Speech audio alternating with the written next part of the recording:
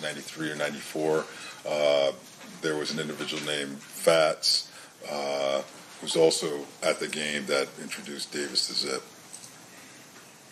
And then he talks to you a little bit about who Fats is. Yeah, Fats was a large cocaine supplier who operated in the west side of L.A. He was also known as Flint. Davis associated with Fats prior to 1994, up until basically the time, I guess, where Fats was arrested and taken into federal custody. I'm going to skip past some Fats. There's a part of this conversation, a person by the name of Wayne Day comes up. Do you know who Wayne Day is? Yes, Wayne Day was actually arrested by the squad that I worked on, the Safe Street Task Force. He was a large-scale drug dealer, drug trafficker in the Watts area of Compton with Grape Street Crips. And does Davis describe his relationship as it relates to Mr. Day? Yes, there was. He mentioned that they were related. That Davis had an uncle who was the uncle of Wayne Day. That's how he described it. And then there's a conversation in this next paragraph where Mr. Davis makes mention of Mr. Day having Compton sewn up. What does sewn up mean? Well, in terms of having control of all the drug trafficking in that specific area, and actually, there was agents mentioned to him that Wayne Day had Compton sewn up, and Mr. Davis said actually that he had part of Compton sewn up, that he didn't have the south side part that Davis operated in. And then does he tell you what his role is in the south side part of Compton as it relates to drug trafficking? When you say he, you're referring to Mr. Davis, sorry. That Mr. Davis had that side of Compton handled as far as the drugs. And did he talk to you about who handled the north side of Compton? Yes, he did. It was an individual who was a former Compton PD officer by the name of Reggie Wright Jr. All right. I'm going to drop down a little bit here to the part where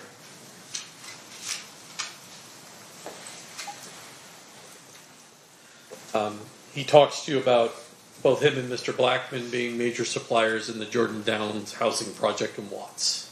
That's correct. And then he begins to talk to you about the start of Death Row Records. Yeah.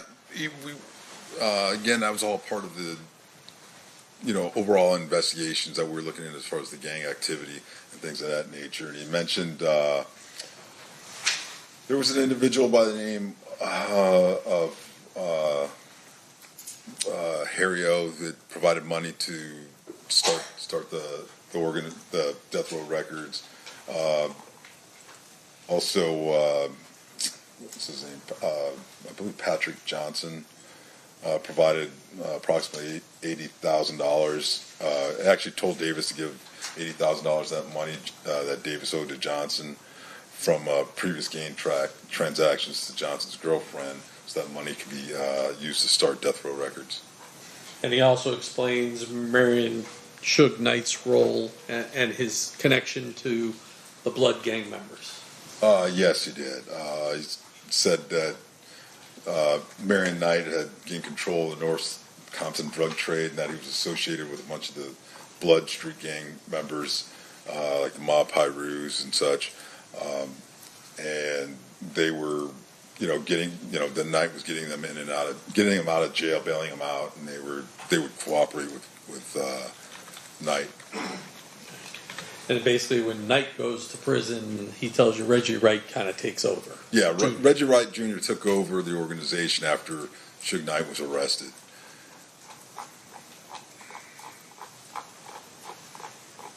You already mentioned Harry O, but Davis claims to actually be involved in the delivery of some of the money associated with the startup of Death Row Records. Yes.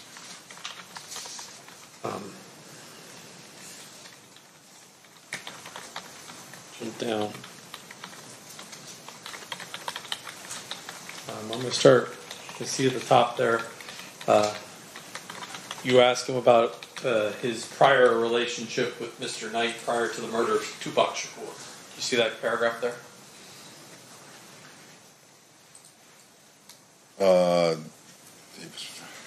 Yeah. I mean, Davis said that he told us that he never had any issues with Suge Knight or any of those individuals prior to the incident in Vegas with the killing of Mr. Shakur.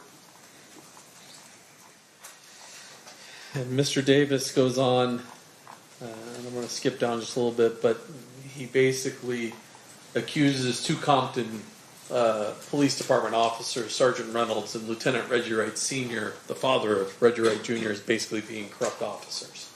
Yes. Yeah. That Reggie Wright Sr. was a lieutenant with Compton Police Department, and then Reggie Wright Jr. was a former officer with the police department.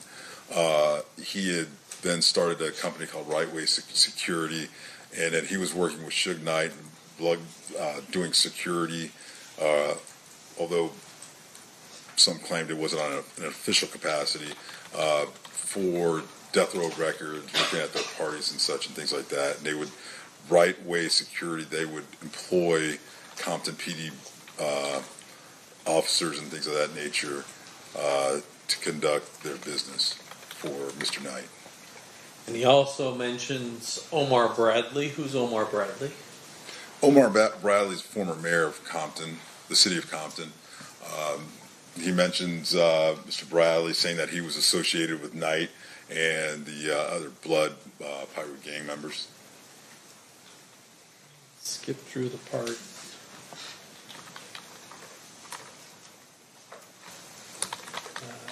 Top of page 4, he provides information, or at least asserts that Reggie Wright Jr. is distributing drugs out of a particular location, and even names some people that are helping with that. Yes, he stated that Reggie Wright Jr.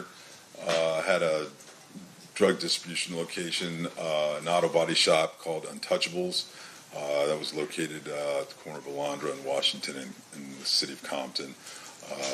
There was the shop was owned by an individual by the name of Melvin Hurd, and then Hurd, a guy by the name of G. Ray and Jim helped distribute cocaine from the shop. He also mentions some people that work for Reggie Wright Jr. and assisting in the cocaine distribution.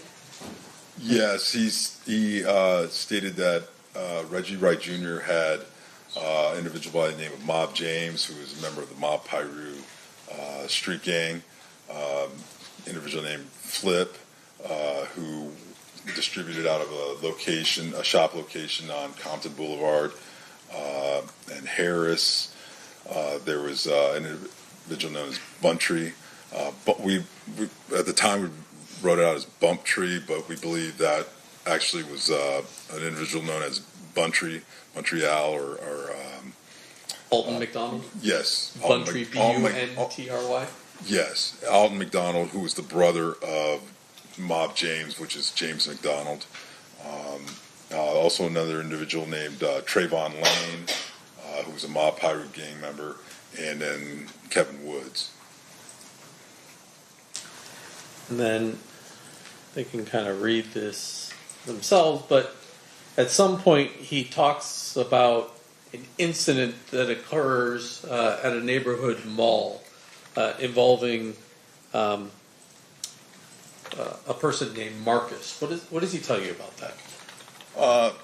Yeah, this was a few weeks before the murder of Tupac Shakur. This individual, Marcus, who was a Southside Crip, was at a mall by himself.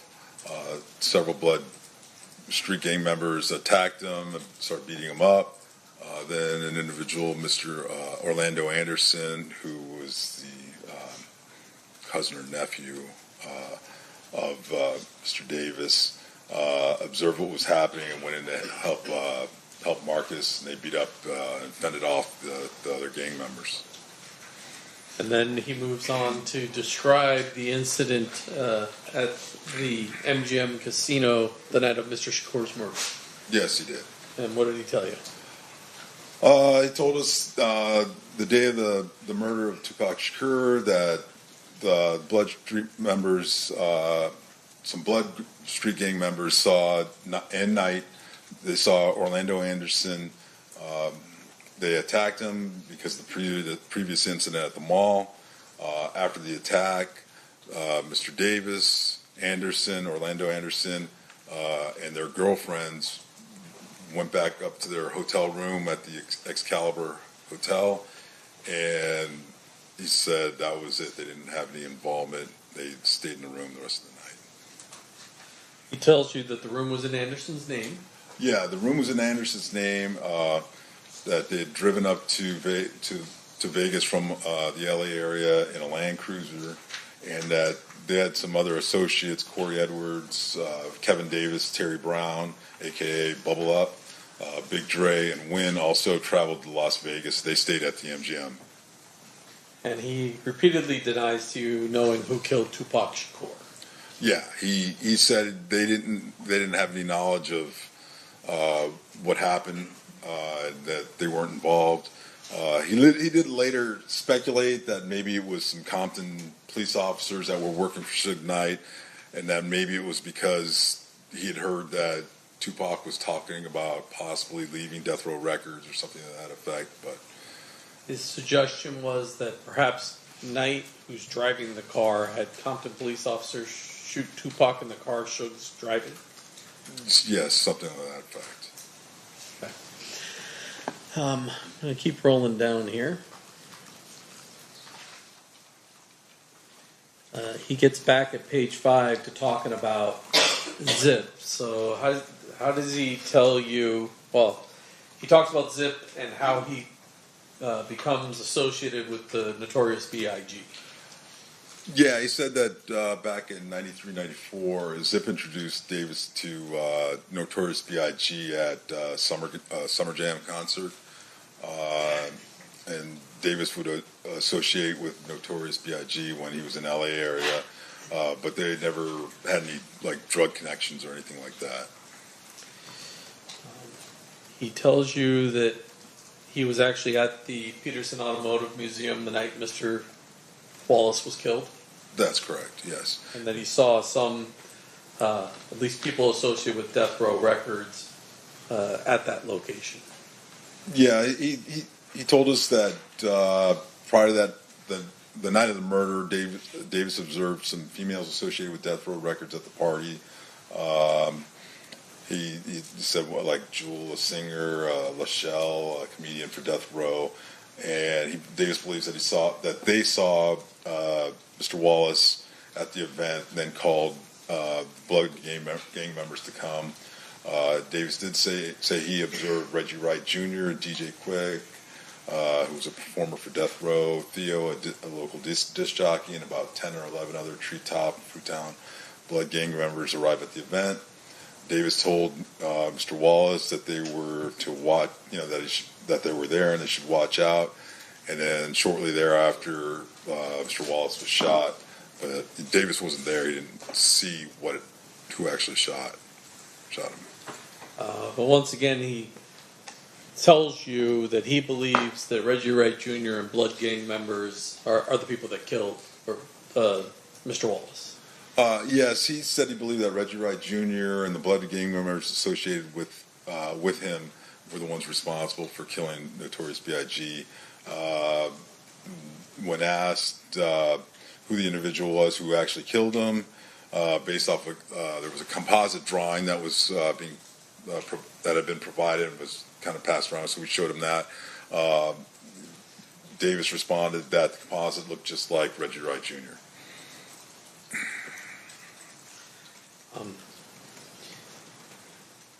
Do you remember the day that you arrested Mr. Davis on the indictment? Yes. What day was that? I believe it was May 28th, 1998. Was it the day before the Orlando Anderson's killed in his own shootout Yes. in California? Yes. And Mr. Davis talks to you a little bit about that without going into the specifics, but he talks to you a little bit about how Mr. Anderson wound up dying. Yes, he did.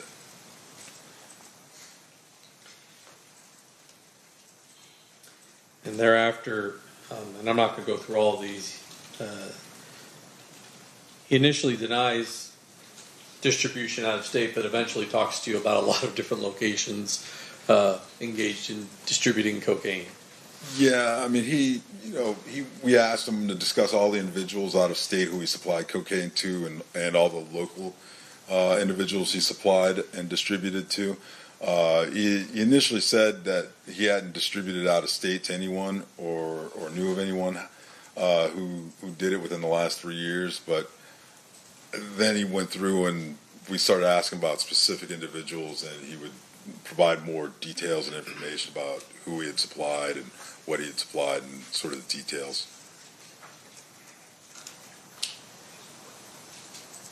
One of the people he talks about is Primo.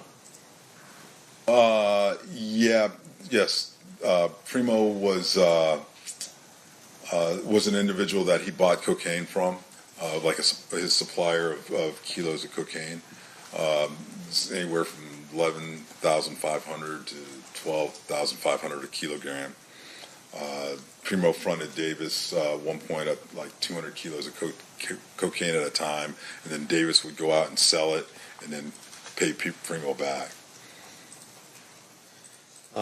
He also mentions Corey Edwards getting drugs from Mr. Davis and being out in Ohio and distributing cocaine in Ohio. Yes, Davis said that at that time, back when we were interviewing him in '98, up until about 3 years prior, that he was supplying Corey Edwards, who was selling cocaine all over Ohio. But I guess Edwards got into, he said at one point Edwards got into some trouble with his Cleveland drug contact, and that individual started coming out to acquire cocaine directly from Davis. That was an individual named Bubs who resided in Cleveland. Eventually, he describes how Primo goes back to Colombia and he gets a new supplier by the name of Samuel Lopez. Primo, I guess, departed the U.S., so we had to start selling cocaine in smaller quantities, and he came across a supplier by the name of Samuel Lopez, whose brother was actually in federal custody. Then Davis had heard that Samuel Lopez went back to Mexico after the FBI attempted to arrest him. And I guess there was a younger brother or another Lopez, George Lopez, used to answer the phone for Samuel Lopez at the time. And I'm not going to go into this, but there was a discussion of someone named Dupree, but that guy's full name was Azel Dupree Hall III, correct? Yes, that's correct.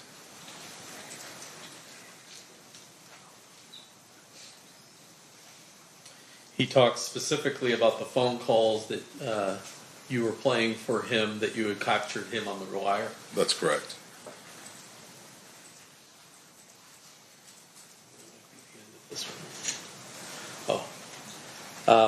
At the very end, he denies that he's the leader of the Southside Crips and claims Darnell Brim is actually the leader of the gang. Yes, he's even though he had said that he was large-scale, basically a drug trafficker on that south side of Compton, that Darnell Brim was actually the head of the gang, if you will. Okay. Now I want to move on.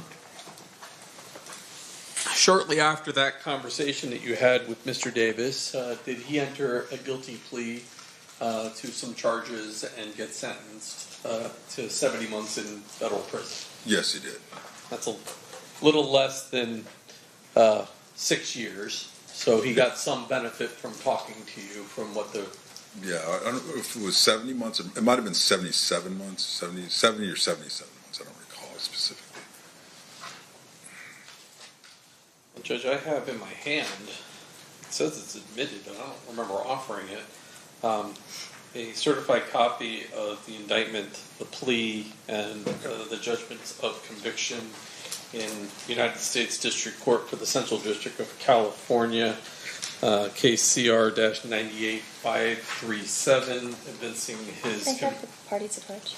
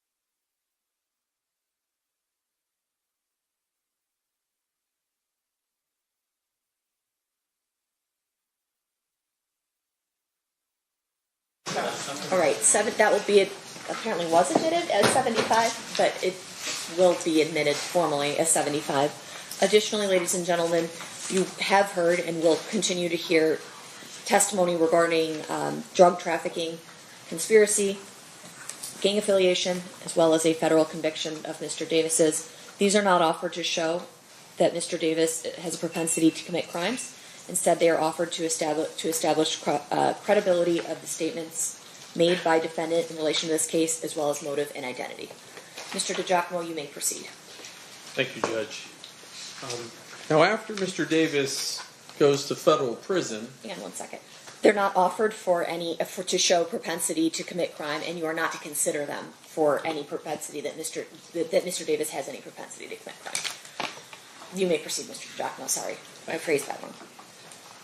Subsequent to Mr. Davis going to prison, do you and your partner, Todd Holliday, go to federal prison and have just a voluntary conversation with Mr. Davis? Yes, we did. We went Is that situation different than the proffer situation? It is in that it's a strictly voluntary interview. His attorney, the U.S. Attorney's Office, were notified of us contacting him because he's in custody. But the terms of the proffer, it's not the same as the proffer agreement. It's just a normal, regular interview. But once again, you do promise him confidentiality during Yes. that conversation. Yes, we did. And up until the U.S. Attorney authorized you, you maintain that confidentiality. That's correct. I'm showing you what's been marked as state's proposed exhibit number 149. Is that the 302 that describes that particular conversation? Yes, it is. Move to admit 149. Any objection? No objection, Your Honor. So admitted. And I'm going to put that one up on the screen. Can you tell me the date that occurred? The interview. Let's see here. April 15th, 1999. Okay. And the report's generated on April 20th of 19. That's correct. Okay. You begin the conversation with him talking about Mr. Anderson and his death. Is that fair? Yes, that's correct. And then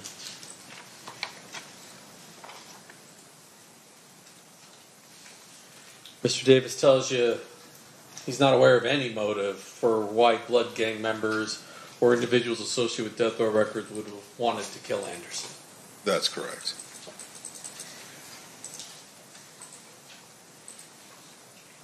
And then he repeats that he had nothing to do with either Tupac Shakur or Christopher Wallace's murder. Yes, he actually, he said that himself and Mr. Orlando Anderson were not involved in the shooting death of Tupac Shakur, and as well as anybody else that he was associated with, and with Tupac or Mr. Christopher Wallace, Notorious B.I.G. Does he speculate again as to who would have been involved in these two murders? Well, he said, he told us he didn't know who killed the two rap stars, but that he believed individuals from New York associated with Puffy Combs or individuals associated with Death Row Records could have killed Shakur, and that individuals associated with Death Row Records killed Mr. Wallace.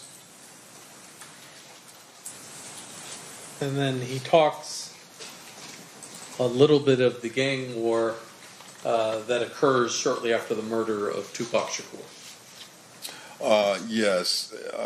Basically, he said that there was a conflict between Davis and Mr. Marion Knight that resulted, as a result of the shootings, that the conflict, there was basically a war going on between Southside Compton Crips and Compton Blood Pirate gang members, stemming from the mall altercation with Marcus Nunn and Orlando Anderson, other members of Southside Compton Crips, along with the Compton Blood gang members. And he claims the reason that people believe that Orlando Anderson is the killer is that he asserts the Compton police is telling people that.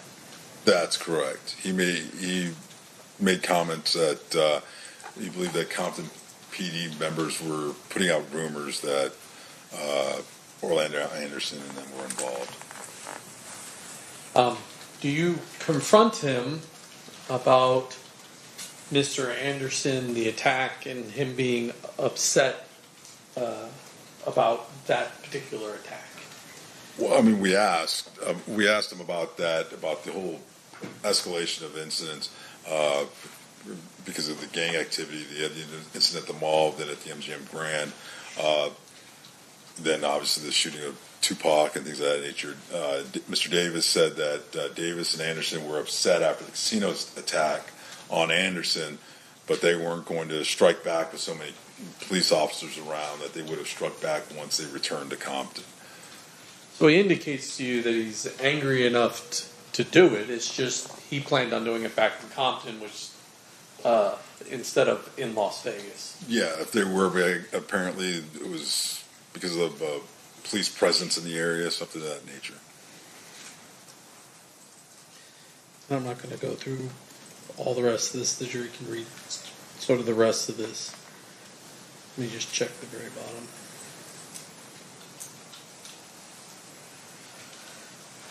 No? Thank you, Agent.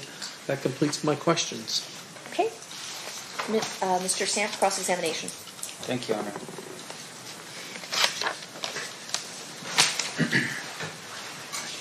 It's no longer special agent, or it's still special agent? Either way is fine. All right.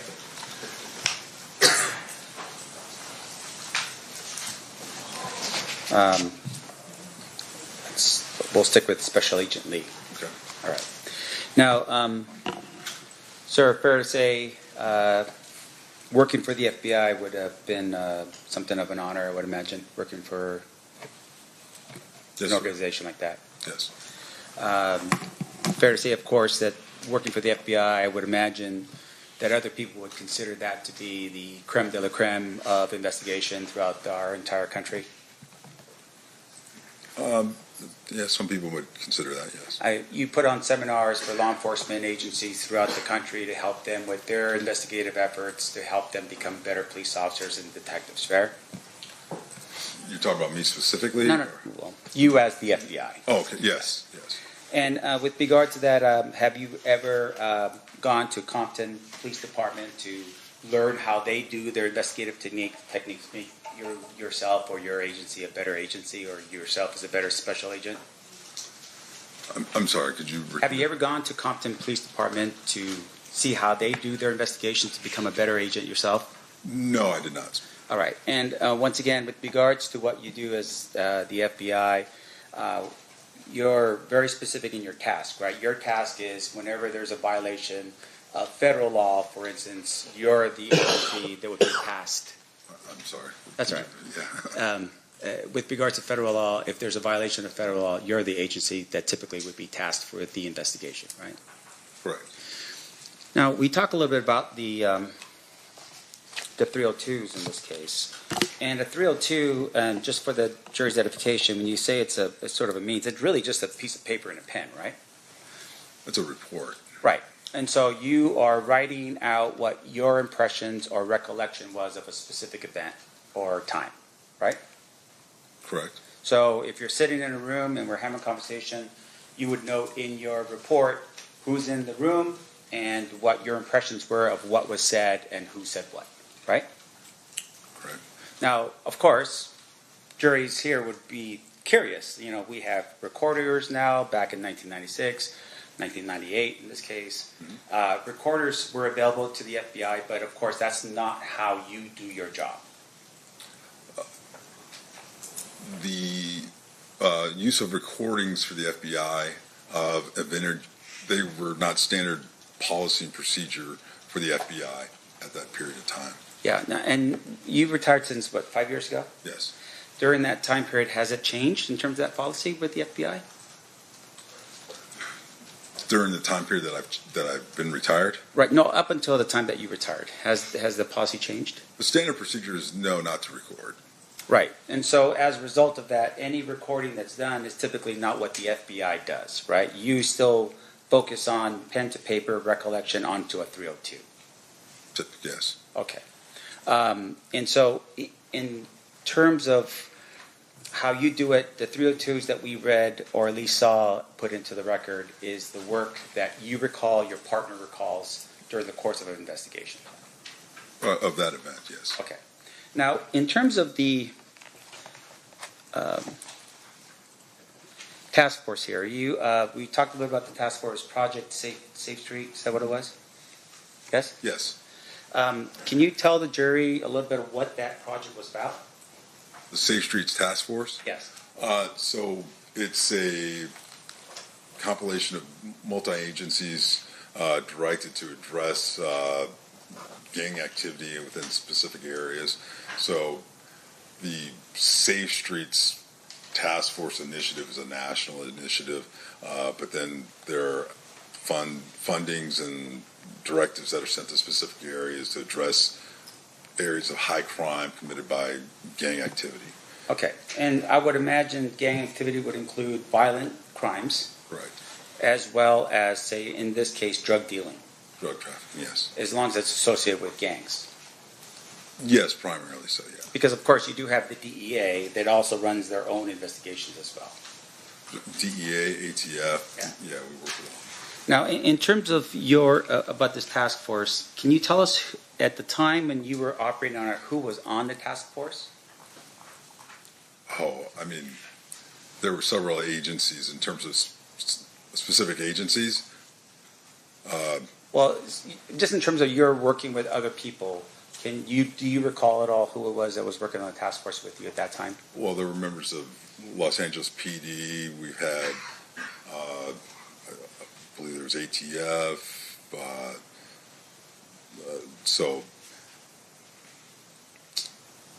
So there was multiple aspects of the task force. So different squads had different elements working depending on what cities they were in. So we would have Inglewood PD, Compton PD, LA County Sheriffs, LAPD, DEA, ATF. I believe we even had postal inspectors that might be involved. There was just a myriad of different agencies. Sure. Can you tell us who from the Compton Police Department was part of your task force? Our specific task force, the squad that I was on with Mr. Holliday, we did not have an element from Compton PD. Why was that? Because we were working in an area that was in Watts, in South Central Los Angeles. So we had LAPD elements, LA County Sheriffs.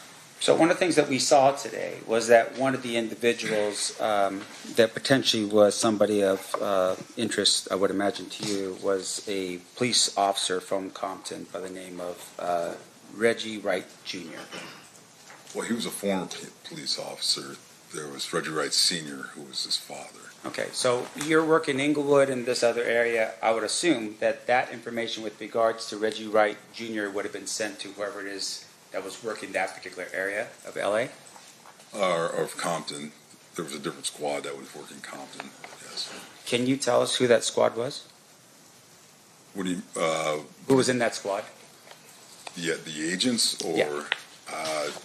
to be honest, I don't, well, I mean, some of the agents I recall. Do you know who that you can recall that was there?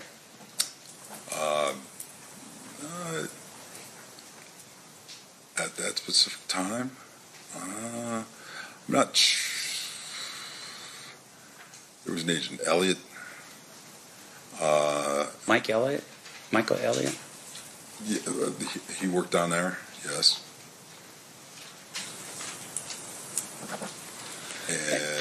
And I don't want to strain you a little bit here. Yeah, I mean, it's yeah. So and the reason, For clarification, because over that time period, agents will change squads and things of that nature. Like I left the gang task force in 2003, and squads would move and change objectives. So who was working at that specific time?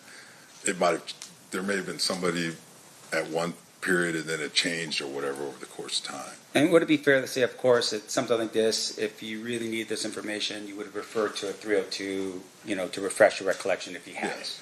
it. Okay. Now, in addition to that, though, in terms of your role here, there was a proffer session that was conducted with my client, with Mr. Davis. Yes. And that proffer was set for July 16, 1998. That's the exhibit, I don't know, I think it's that one right there. That's correct. Up in the top right-hand corner, do you see the date? That was the date of the report. Right, so it'd be dated It was July actually 16th. July 14th. It was the Oh, date. July. Okay, so even though the date says 16th on this, it would be the 14th? Yes. Well, so there's a little bit like, the date of the 16th is the date of the report. Down at the bottom where it says 7/14/98, that's the date of the actual activity. Okay.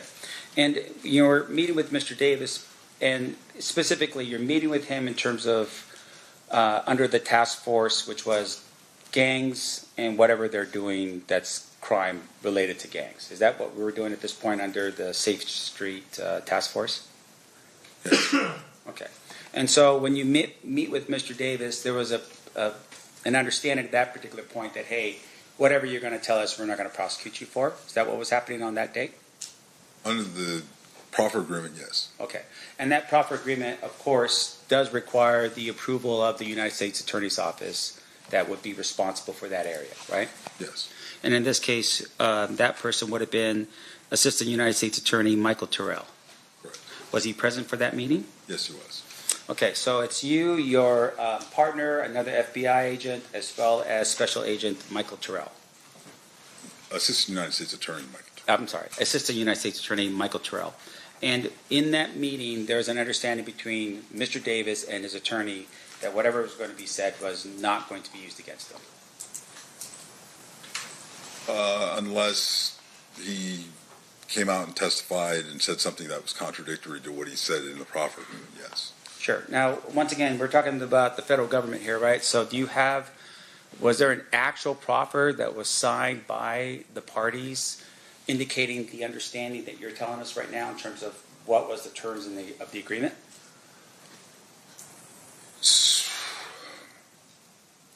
My recollection is that there is, but that's maintained by the United States Attorney's Office. Okay. And since we're talking about that particular proffer here today, fair to say that would be relevant information that we should be considering? Could you Objection repeat that? to the form of the question calls for a legal conclusion. Okay, sustained if you would rephrase. So I want to make sure I'm clear here. We are talking about a proffer. You're telling us that there is an actual writing, a contract of some sort between yourself and Mr. Davis with regards to that proffer. Do you have a copy of it here today?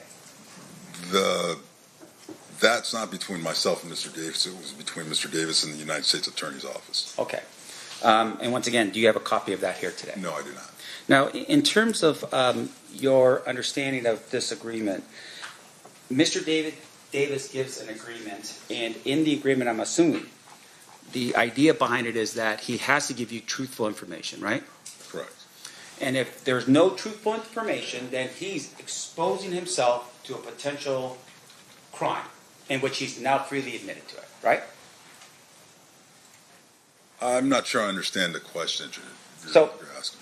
Here, I don't want to break it down for myself because maybe I don't understand. So a proffer agreement promises the person that you're interviewing that we're not going to prosecute you for what you're telling us. Right. If the person's lying and you catch them lying, then technically the proffer doesn't count anymore because they violated their terms of the agreement. Is that how that goes? If they lied during the agreement During the or proffer? during the proffer session. Right. So that doesn't necessarily the benefit is for consideration for plea bargaining and sentencing consideration. So if the individual who is being interviewed during the proffer session shows a lack of candor, lies, and things of that nature, then the consideration for a plea bargain, plea agreement, will be considered by the United States Attorney's Office and what they will offer to that defendant. As far as using it against them, it's still the proffer agreement terms as far as using that information against them in that case in chief on that charge, we would still not use it. Does that make sense? Sure. I just want to make sure it makes sense. Right. Okay. So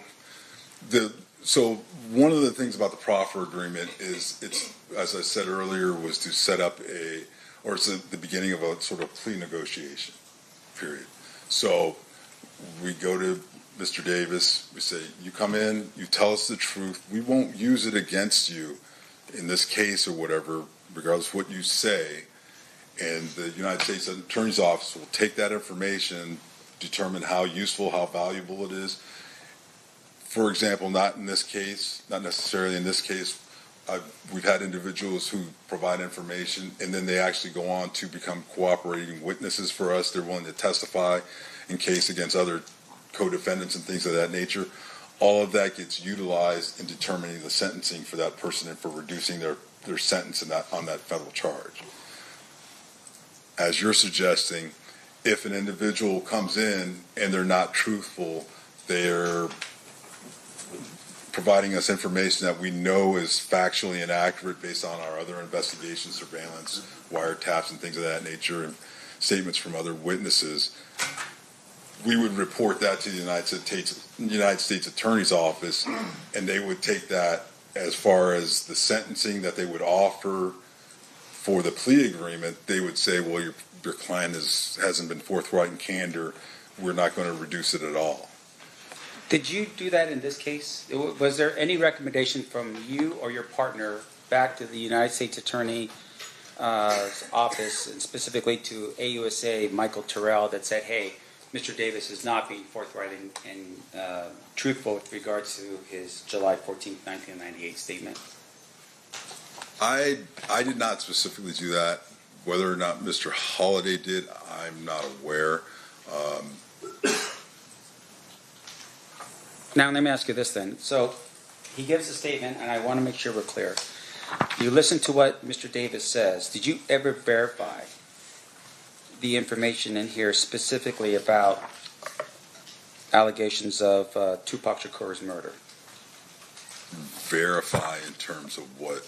Well, for instance, in the document that would have been the your 302 that's dated as of July 14, 1998, there's an indication here, for instance, that at the Las Vegas casino, Davis, Anderson, Davis's girlfriend, and Anderson's girlfriend walked or went up to their hotel room at the Excalibur Casino. Now, once again, this is 1998. The death of Tupac Shakur was in September of 1996. Right. Did you ever verify that information with Las Vegas to see if either, and in this case, what the 302 indicates is that the room was in Anderson's name. Did you verify that to be true? I did not specifically know. Okay. And then with regards to the way in which he describes, meaning Mr. Davis, how they got to Las Vegas, he says in here that they drove to Las Vegas in a Land Cruiser. Any particular reason? I mean, did he have a Land Cruiser?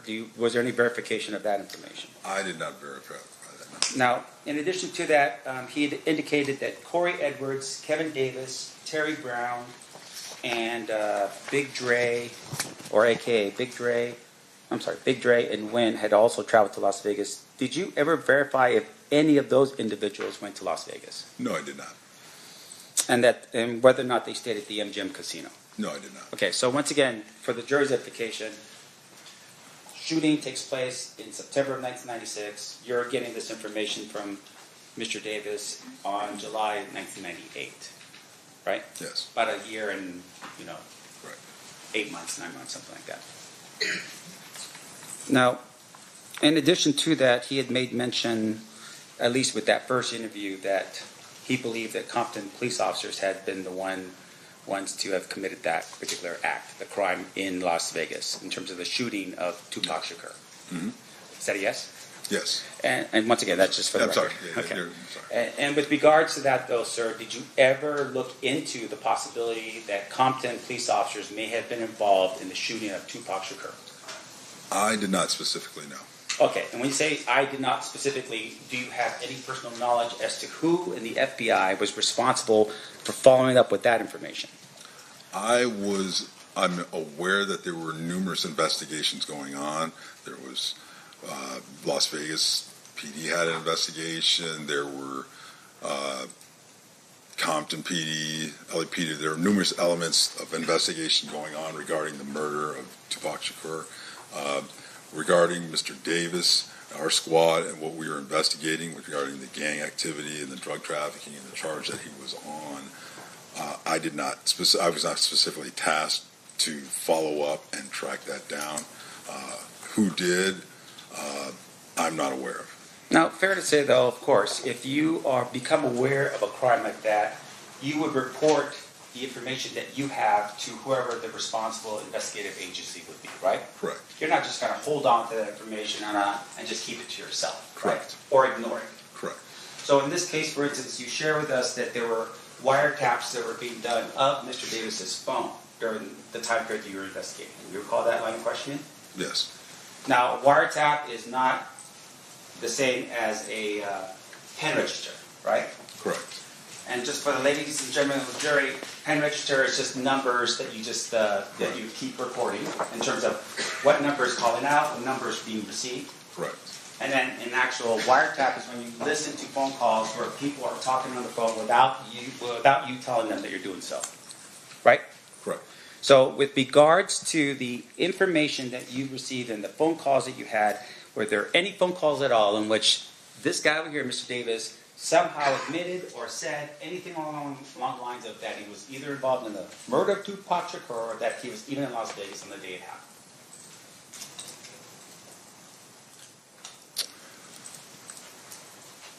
So the first part of the question, no, that would be no. There was nothing.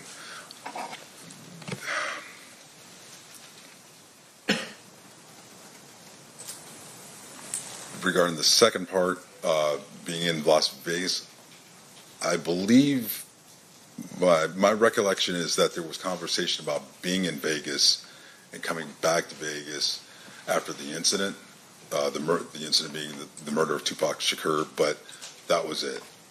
Okay, and once again, I don't want to put any real pressure on you. This is 30 years ago. Right. So in terms of that kind of information, that would have been at least given to somebody that would have been interested in knowing whether or not, Duane Davis was in Las Vegas at the time of the shooting of Tupac Shakur. Fair?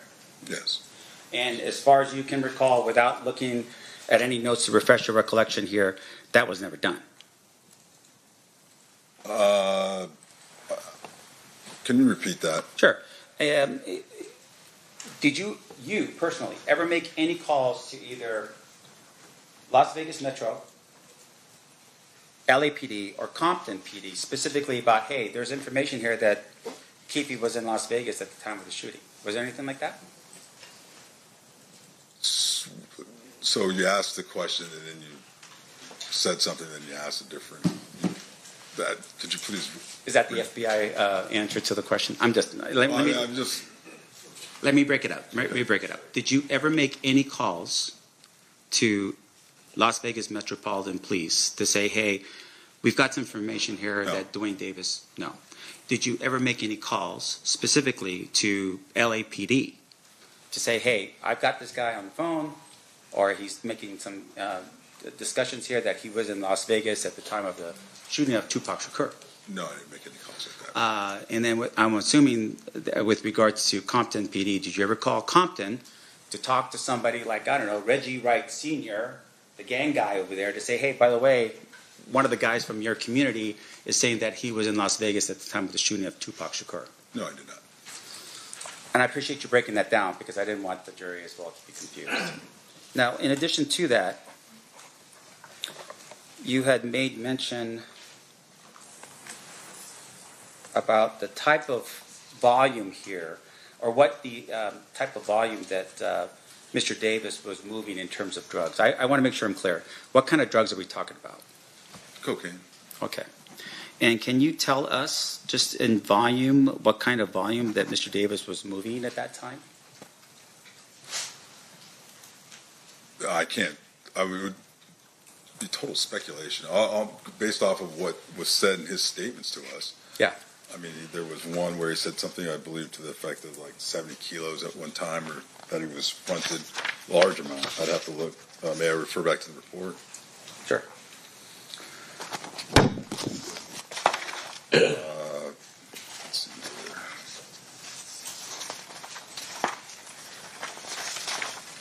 I know there's one for 60 kilos. I'm just want to make sure the jury understands. Oh, I'm sorry. Primo Fine Davis, 200 kilos at one time. Okay. So fairly large scale. Did you ever prove? Was that ever proven to be true? That he received that quantity of cocaine at that time? Yeah, sure. I mean, confidential informants show up on scene. Undercover police officers are there. No, sir. Anything like that? No. So it's literally what he's just telling you, right? In your 302 for this particular time. But no verification of whether or not that was true or not. Regarding that specific transaction, no. Sure. Or let me make sure I'm clear here. That specific transaction of 200 kilos is what we're talking about. Yes. Okay. Did you ever see or have any understanding of whether he was moving 300 kilos of cocaine every month as a drug dealer? Did I? Did you ever get any information indicating that he was moving 300 kilograms of cocaine every month? I did not have that kind of specific information, no.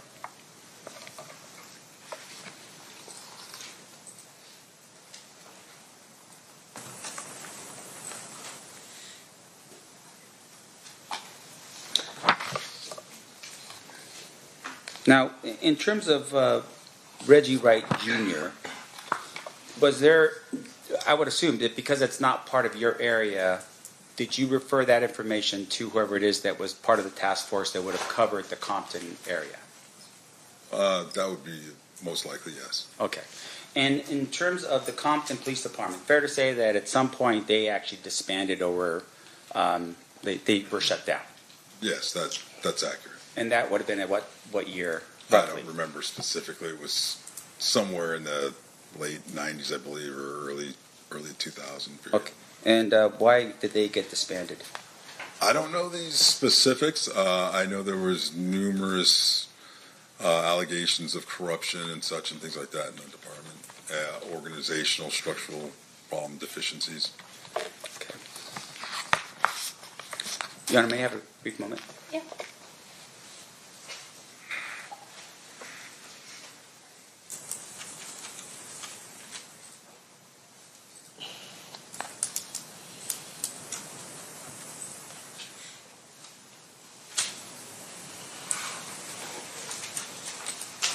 So you shared a little bit about the next time that you meet Mr. Davis, and that was at the prison. Correct. And it's you and your partner still, Special Agent Holliday? Yes. And you go to that meeting, and he's sitting down having a conversation with you, right? Mr. Davis, yes. Yeah. And I want to make sure I'm clear. How much did you actually arrest him with in terms of the cocaine that he had? I mean, I'm assuming at some point he gets caught with cocaine, right? That's incorrect. No. Okay, so what happens? So, are you specific the specific case that we had him charged with Yes. and arrested?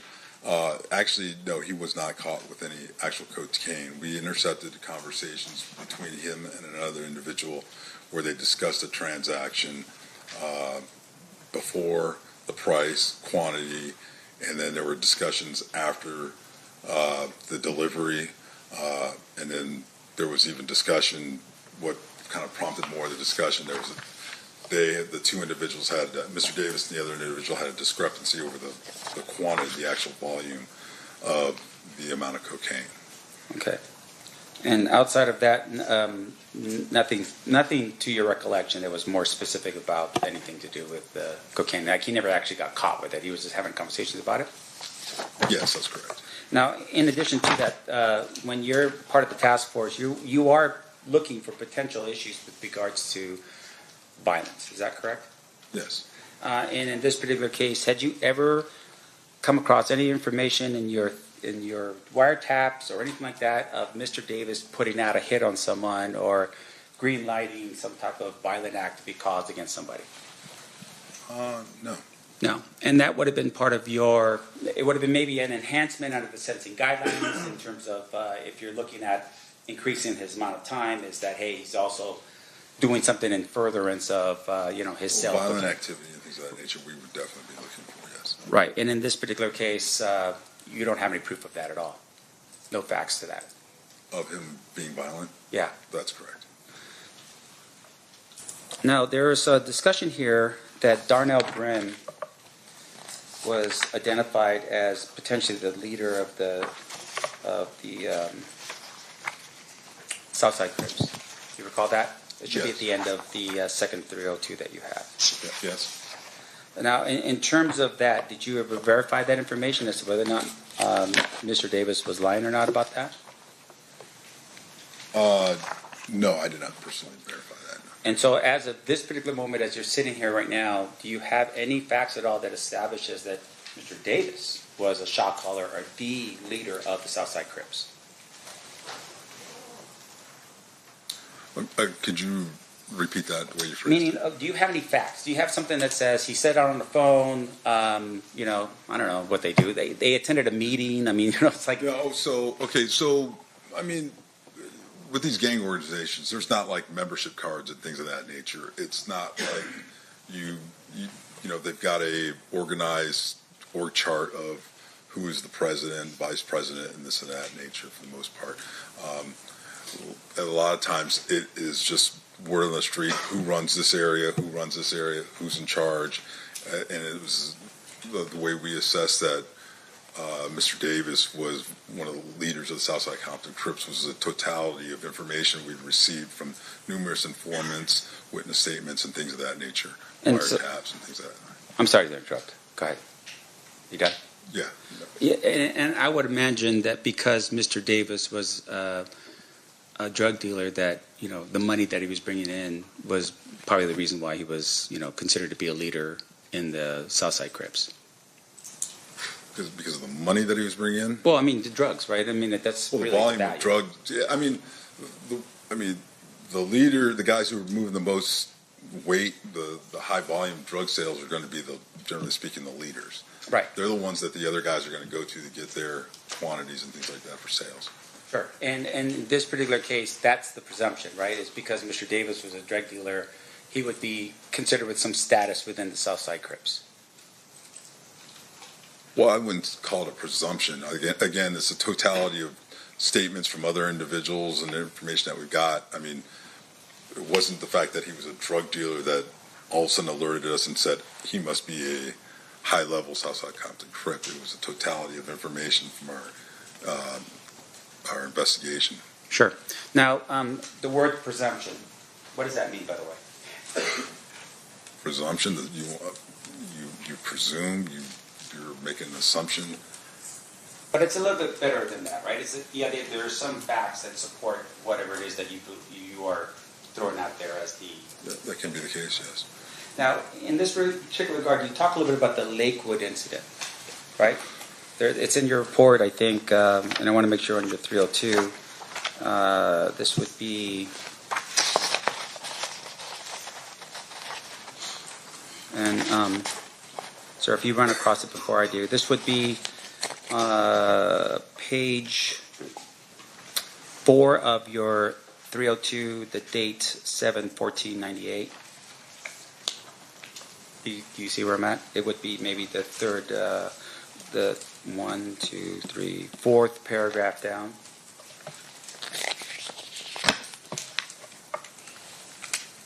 The Lakewood, are you referring to at the mall?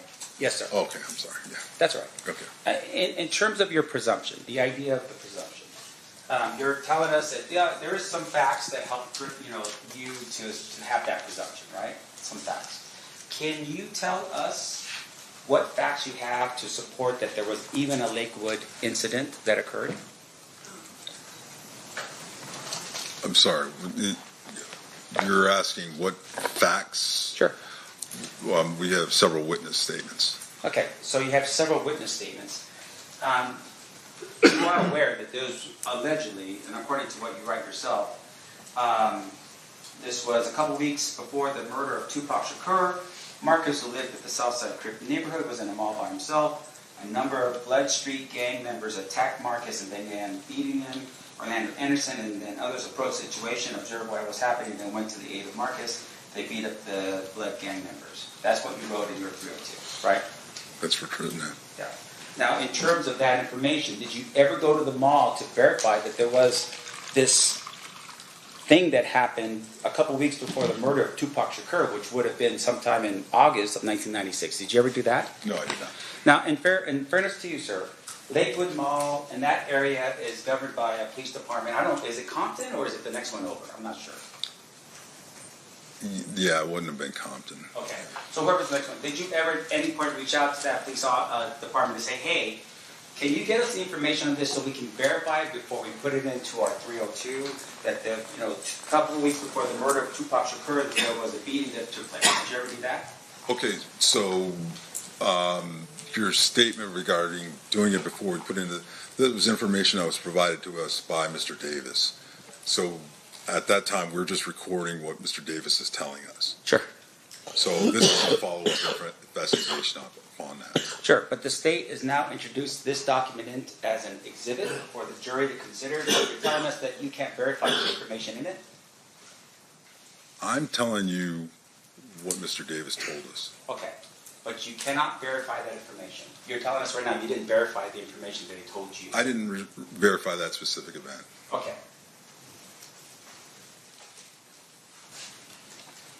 Do you know if your partner did?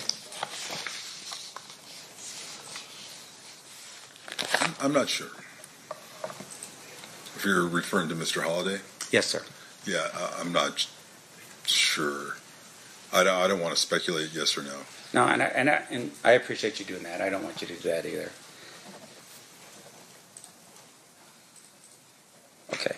Now, Mr. Davis is in prison during this time. At some point in the future, you had mentioned that he was in there April 20th, 1999, something like that? During the second interview, yes. Right. Now, did you at any point ever look at his, while he was in there, how he was doing, anything like that? Any write-ups he might have had while he was in there, anything like that? From the penitentiary? Yeah. No, I did not.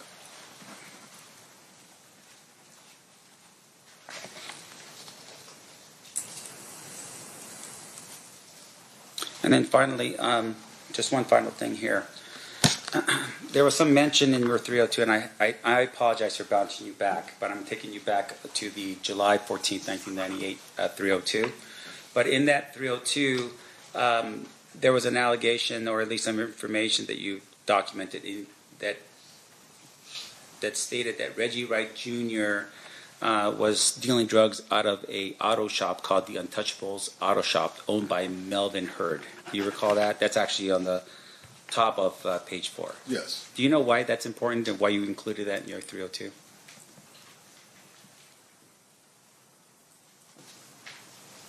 Well, activity regarding Reggie Wright Jr., Reggie Wright Sr., these individuals incompetent, things like that would have been important. They would have been documented. Mr. Davis provided us that information. So again, this is also information that would be utilized for for consideration by the U.S. Attorney's Office and things Right. like that. So all of the information is important. I have no further questions, Your Honor. Thank you, sir. I Okay. appreciate it. Any redirect, Mr. Strupka? Just briefly, you have both of those. Yes. 302s in Yes, I person, do. right? So let's start with the July 14th, 98 one. It specifically says in the first paragraph, also, it was understood that the information provided by Davis during the interview would not be used by the FBI in a way which would disclose to individuals outside the FBI that the information came from Davis. Correct. So, other FBI personnel may have learned about this, but certainly you wouldn't be calling Las Vegas Metropolitan Police Department and telling them, hey, guess what Duane Davis just told me? That's correct. Yeah, there's a confidentiality portion of the proffer agreement that this is it's offered in a way to elicit information. It's saying, hey, what you tell us here is not going to be told to anybody, and we won't divulge that you're the one providing this information and things of that nature. And you're there talking to him, in your case, is about a drug case. It's not about Tupac Shakur. That just happens to be a subject that comes up in the conversation. That's correct. It's not your responsibility. Well, let me ask you this. Tupac Shakur is killed in the state of Nevada, the county of Clark. Who prosecutes murder cases usually for street-level shootings in Clark County? That would be like Las Vegas Metro PD, the DA's office here in Las Vegas. The state of Nevada. It's not a that's federal correct. crime to commit a murder in Las Vegas in most situations. That's correct. And so you're just gathering this information, and you did what you promised, which was keep it confidential until such time as you were authorized by the U.S. Attorney Right. to talk about it. The only other thing I want to ask you about is Mr. Sampt, there is a difference between proffer and immunity. Is that correct? That is correct. What Mr. Davis was telling you, you wouldn't use against him, correct? Correct. There wasn't any sort of immunity for any crimes that he disclosed. You just couldn't use the statements that he made to you to prosecute him for those particular crimes. That's correct. And that it was an agreement between the United States Attorney's Office and Mr. Davis. That's correct. At no point in here did the state of Nevada, the Clark County District Attorney's Office, or any agency other than the U.S. Attorney's Office make an agreement with Mr. Davis about these 302s. That's correct. Nothing further.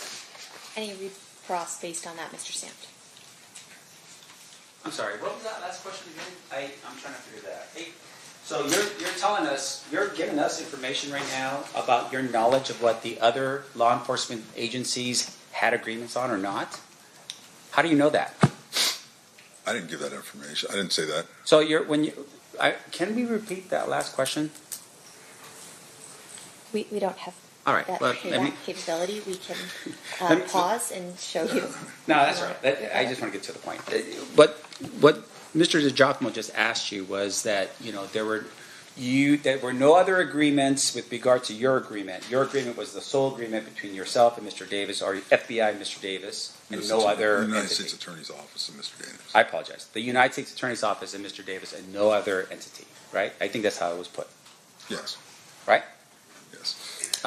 You don't know that though. Did you when you? What?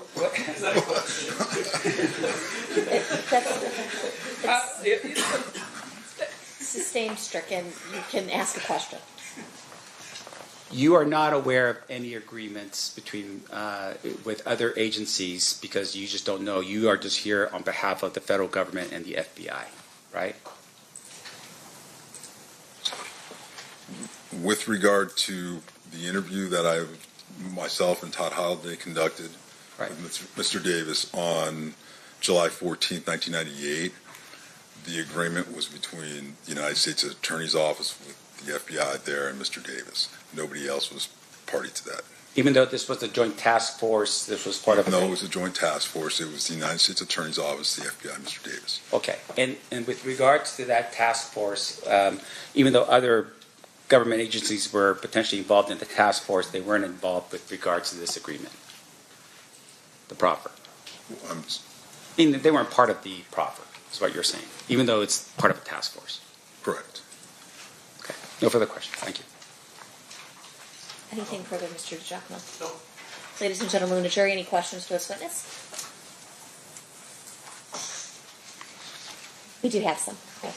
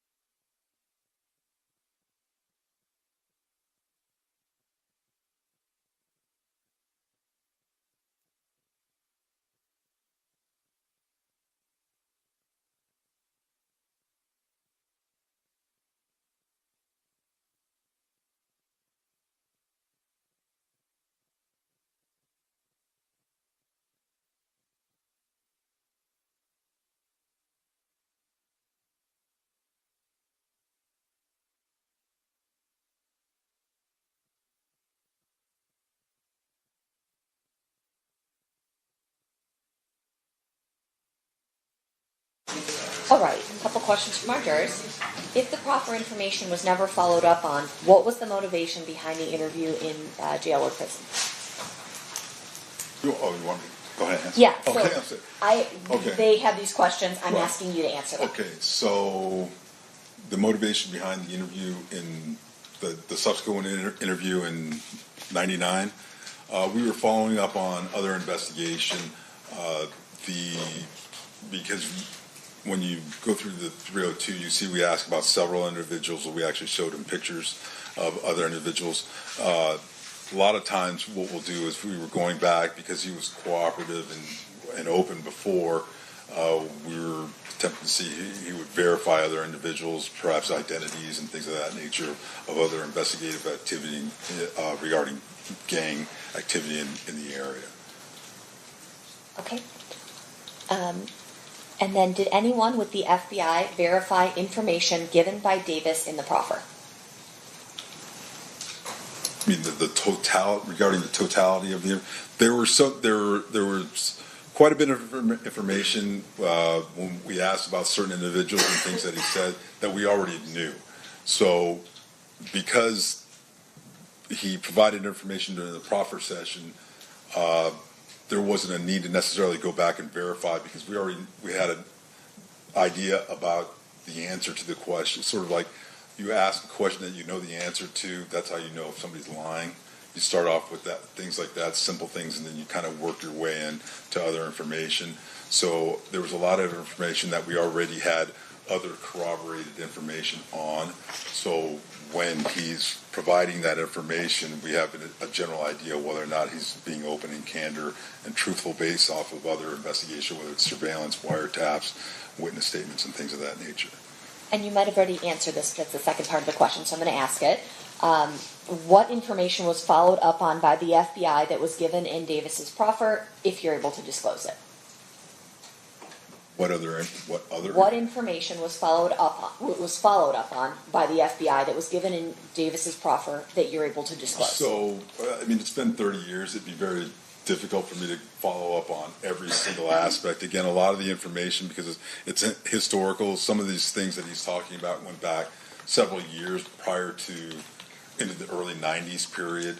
So he's talking about, prior drug transactions and things of that nature. Is very difficult or almost impossible to truly verify those types of things. Other things that he talked about, for example, like recordings that were played or photos that he was showing of individuals where he identified and said this is so and so, that corroborates what individuals that we know and things of that nature. So there were things that were done. Was there a specific checklist, tasking list that was put out after that interview, the proper interview, to go out and say, go verify? That's really not the way we operate. Usually these files have hundreds of documents in them over the course of an investigation. There's hours and hours and countless hours of wiretaps and things of that nature. So we've got a very voluminous amount of information to go back and check and things that along the way. So at this point, he was already indicted, arrested, and basically going towards either trial or sentencing. The proffer agreement really was an opportunity for him to help himself on sentencing. And then for us to maybe, if he wanted to cooperate and things like that, to possibly open up further avenues of investigation for other individuals who weren't in custody or that were still under investigation. All right. Mr. DiGiacomo, any follow-up based on those answers and those questions? Mr. Stampt? No, Your Honor. Okay. All right. You are free to go. Thank you so much. Sorry. The two exhibits. Just leave them right there. Mr. DiGiacomo will pick them up. I'll grab them. Thank you. Are those our exhibits? Yeah. Okay, perfect. Yeah, for sure. All right, state may call their next witness. Darren Dupree. Your Honor, before we do that, may we approach? Sure.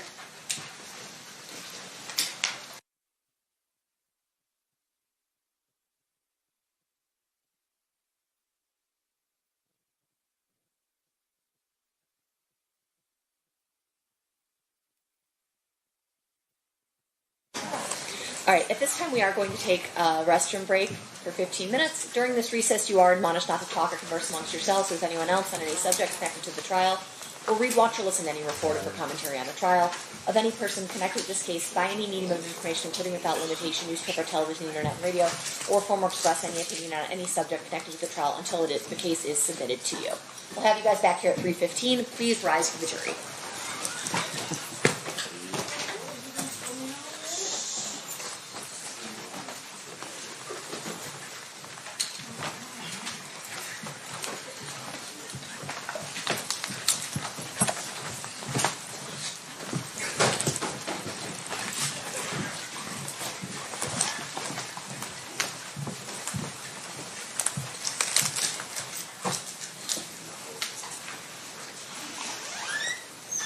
For the record, the jury executive room will be in recess. Thank you, Judge.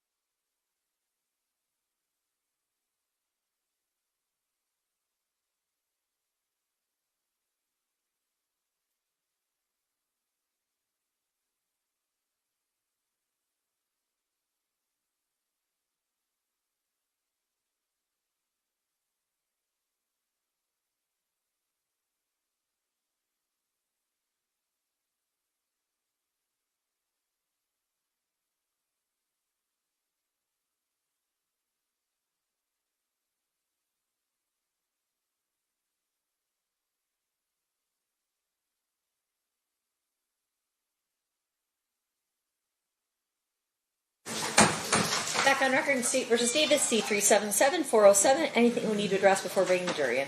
No, Your Honor. Okay, bring them in. Stand for the jury.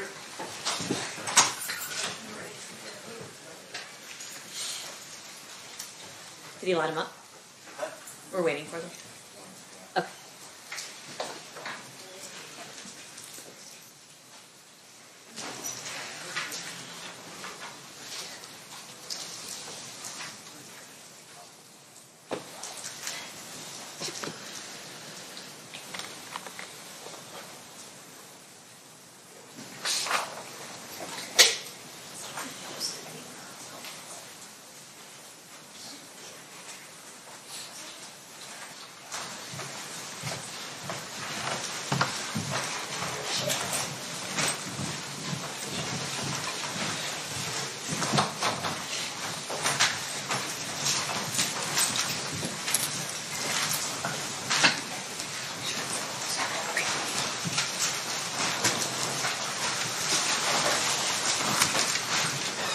The party stipulates to the presence of the jury.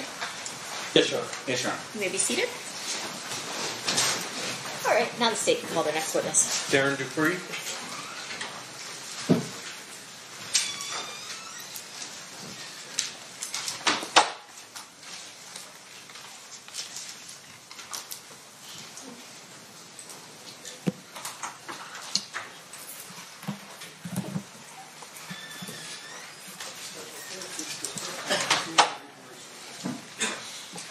Good afternoon.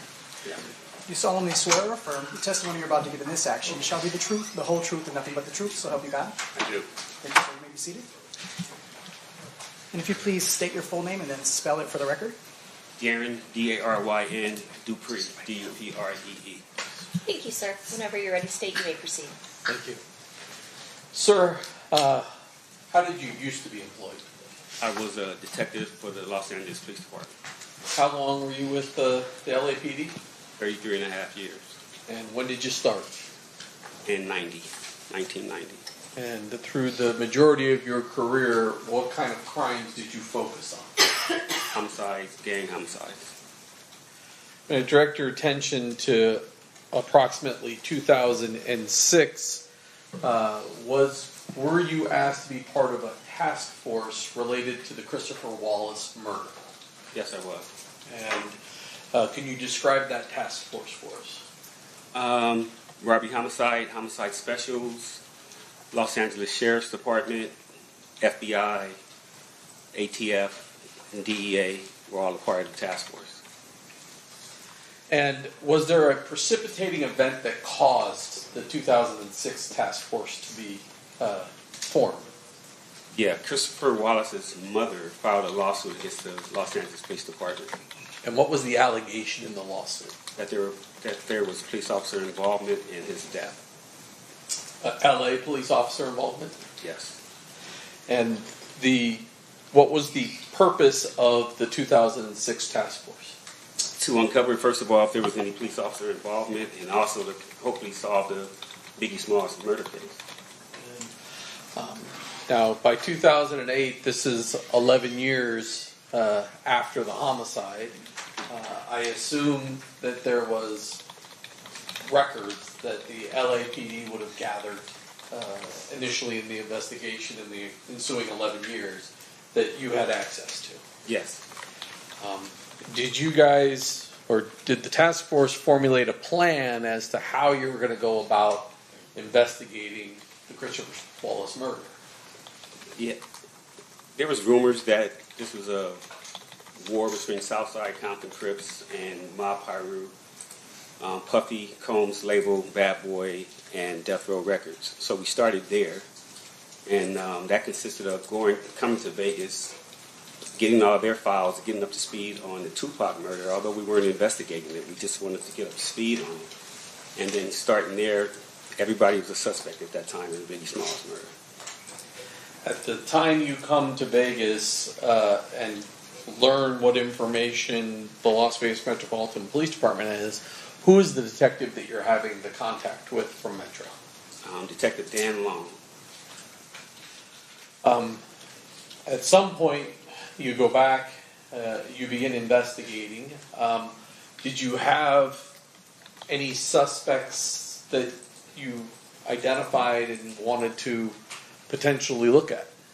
From the initial investigation, Southside Compton Crip possibly had something to do with the murder because they weren't paid for the Tupac murder, and then also Death Row Records, that they were involved because of the retaliation for the Tupac murder.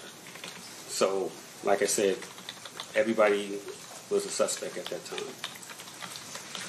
During the course of the investigation, did you at some point focus on a person identified as Duane Davis? Yes. Do you see Mr. Davis here in court today? Yes. You point him out, describe something he's wearing.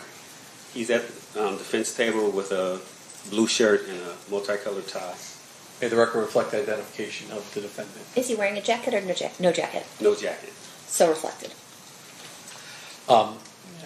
How is it that, how is it that you target Mr. Davis? The vehicle used in the Christopher Wallace murder was a Impala. Mr. Davis had an Impala, and they had impounded it early on in the investigation. So we started with him.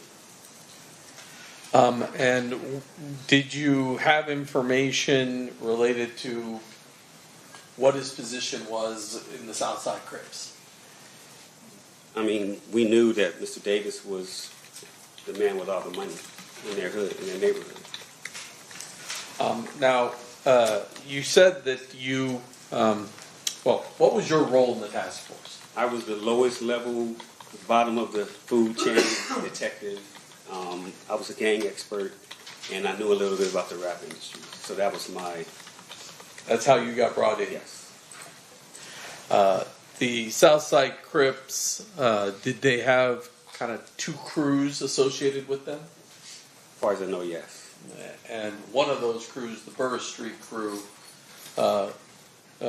who was that sort of generally headed by? It was Keffe D, amongst others. The Glencoe crew, who was sort of the leader of that group? From what we gathered, Duane. How is it that you're going to go about investigating Mr. Davis for the Biggie Smalls murder? What's your plan? I had never worked with the DEA, FBI. I was a homicide investigator coming in. So above my pay grade, they tried to figure out a way to get leverage on Mr. Davis through narcotic sales.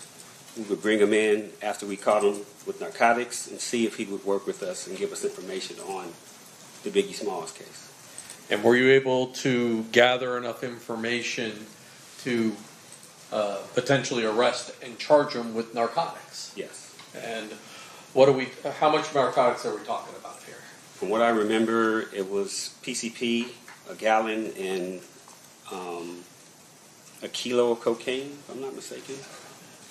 And with Mr. Davis's past criminal history as well as that amount or weight of drugs, what kind of sentence was he looking at for that type of drugs? As I said, I wasn't familiar with the Fed system. From what I was told, though, that was a life sentence with the amount of drugs that were confiscated.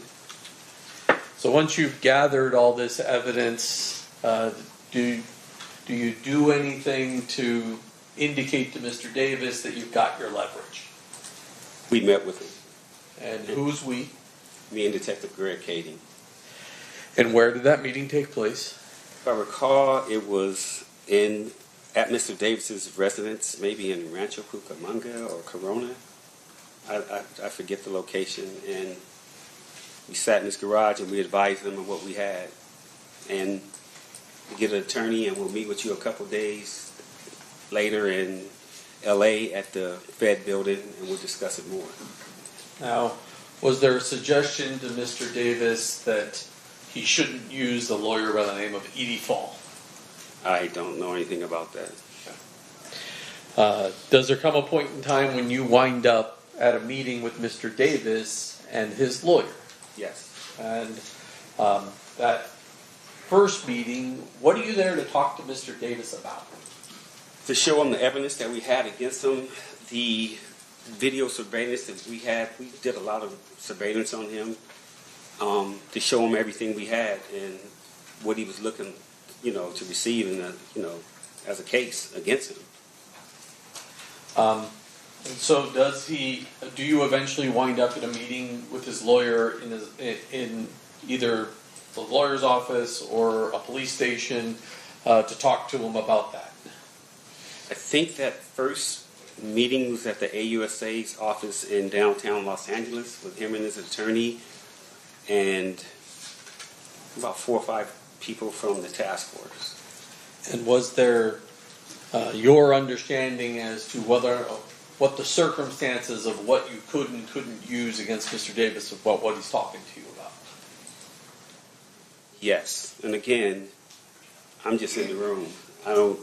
I never even been in the AUSA's office at that time, so I'm just observing what's going on.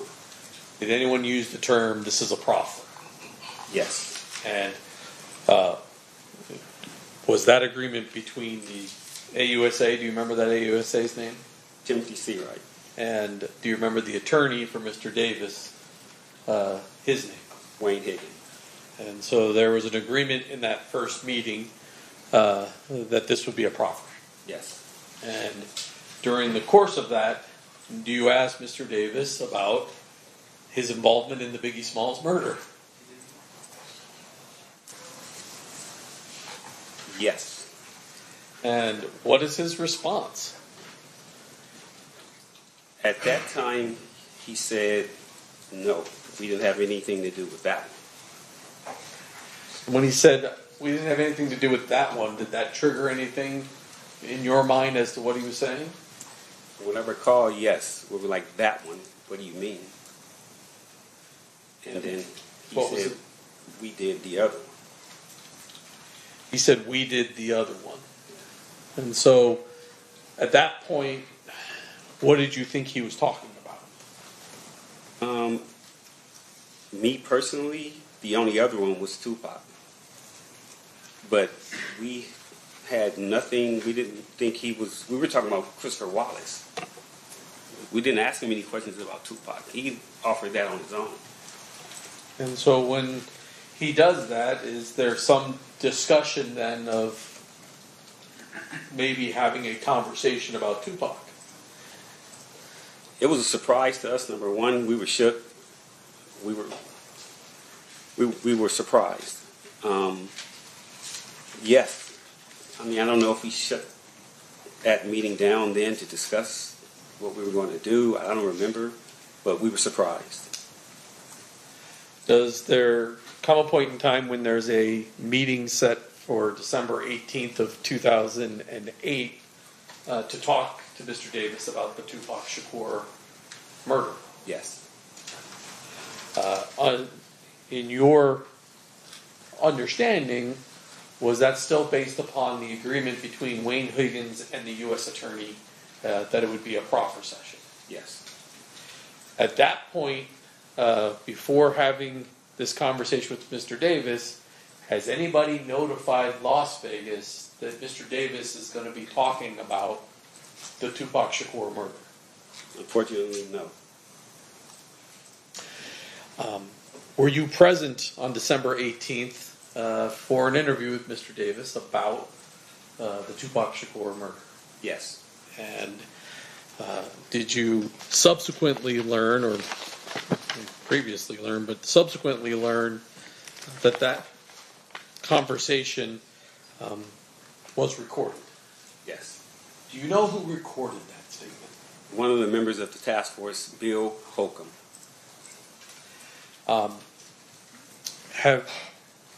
Did there come a point in time where you heard that recording? Yes. And Judge, I have marked as State Proposed Exhibit 117, which is the actual recording, and 110, which is the transcript of that recording, and I'll form it this time. Any objection? I think at this point, we're still lacking foundation with regard to that. The answer, the question that was asked was like, do you recognize the recording? Okay, do you want to play I can play part of Maybe that the recording first for Detective. a couple Du- seconds and see if he recognizes it? Yeah, there's Authenticate? some walking in time, so we'll just have to pull it when forward. people a little bit. actually talk. Yeah.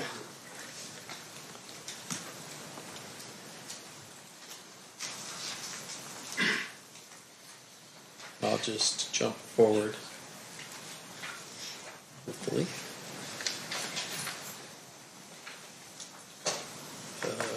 My volume off? People or his associates, that's not a concern to us. Yeah. If you hadn't told Mike, we wouldn't have talked to him. We wouldn't want to talk to him. Okay, another.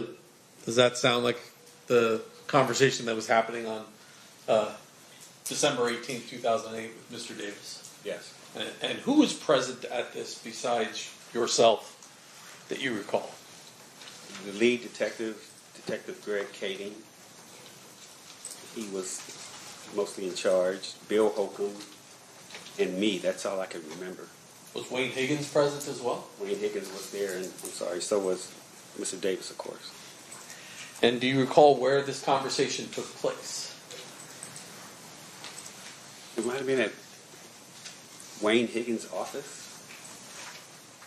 As I once again reoffer 117 and 110. Did you want to show him 110 to verify that is the transcript of it?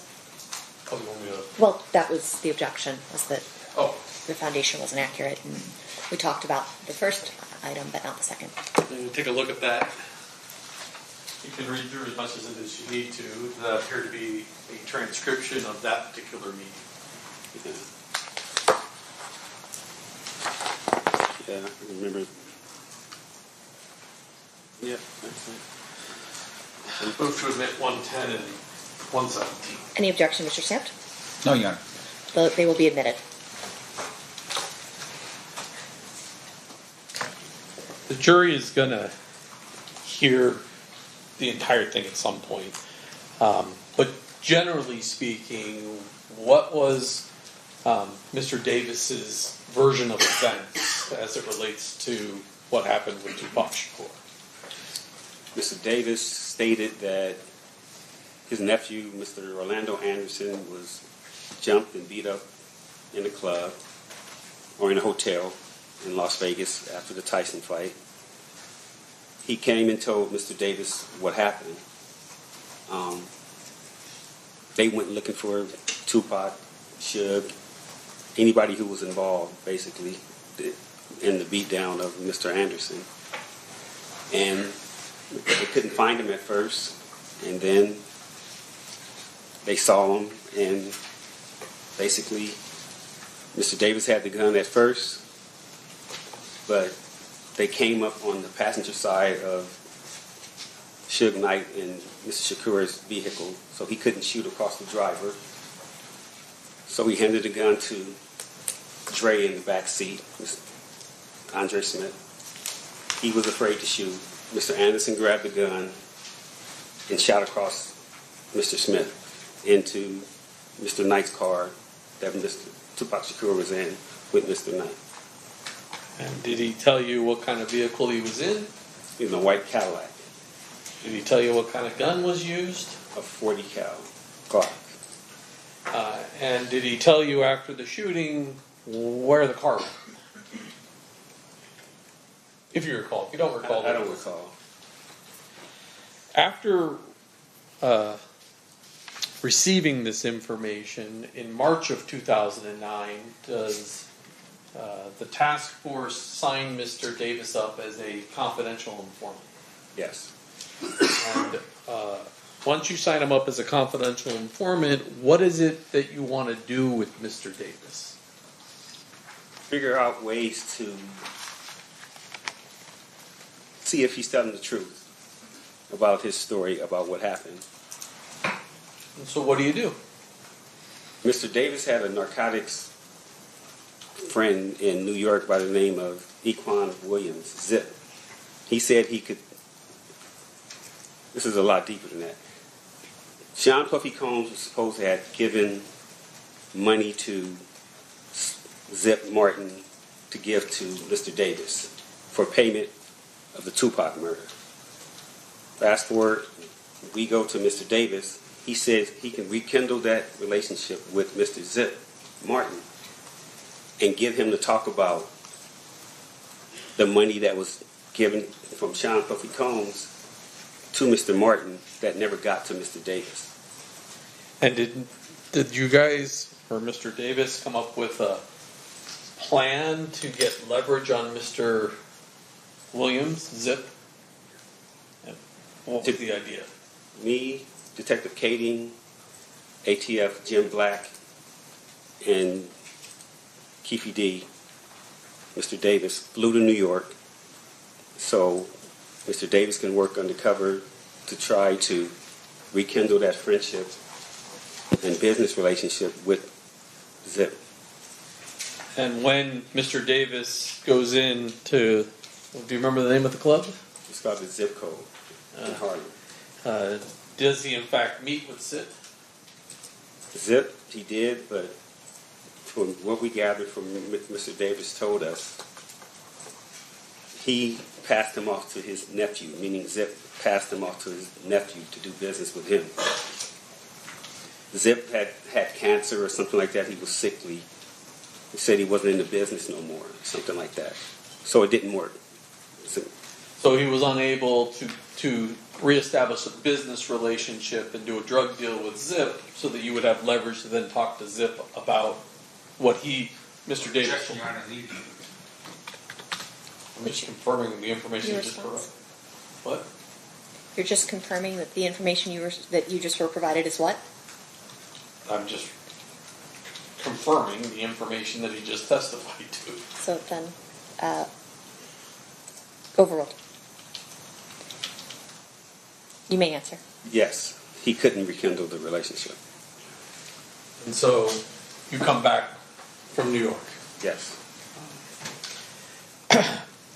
At some point, does the LAPD establish whether or not LAPD officers were involved in the murder of Mr. Wallace? We found out that there was not any police officer involved. And eventually, Mrs. Wallace's lawsuit is resolved. Yes, it does. At some point, are you directed to attend a meeting involving Wayne Higgins, Duane Davis, and Dan Long, the Las Vegas Metropolitan Police Department investigator on Tupac Shakur? Yes. And on September 9th of 2009, did you in fact attend that interview? Yes. And was that recorded? Yes. This morning, did you listen to portions of that to confirm that is in fact a copy of the 2009 audio recording? Yes.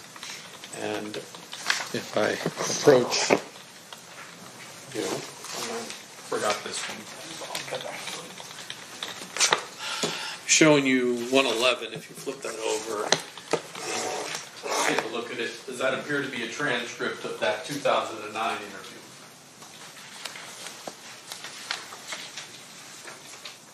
Yes.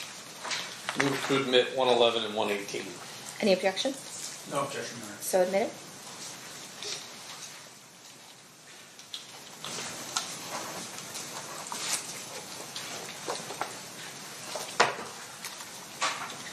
Finally, and I forgot to do this, during the conversation on December 18th of 2008, did you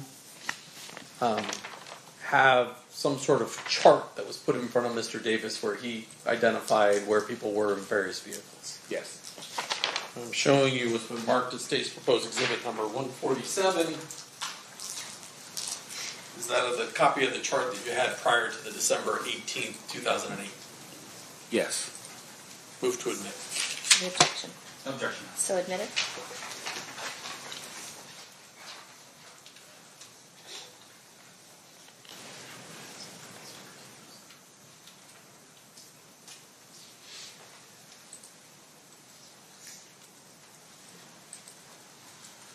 Thank you, sir. I pass the witness. Cross-examination, Mr. Smith.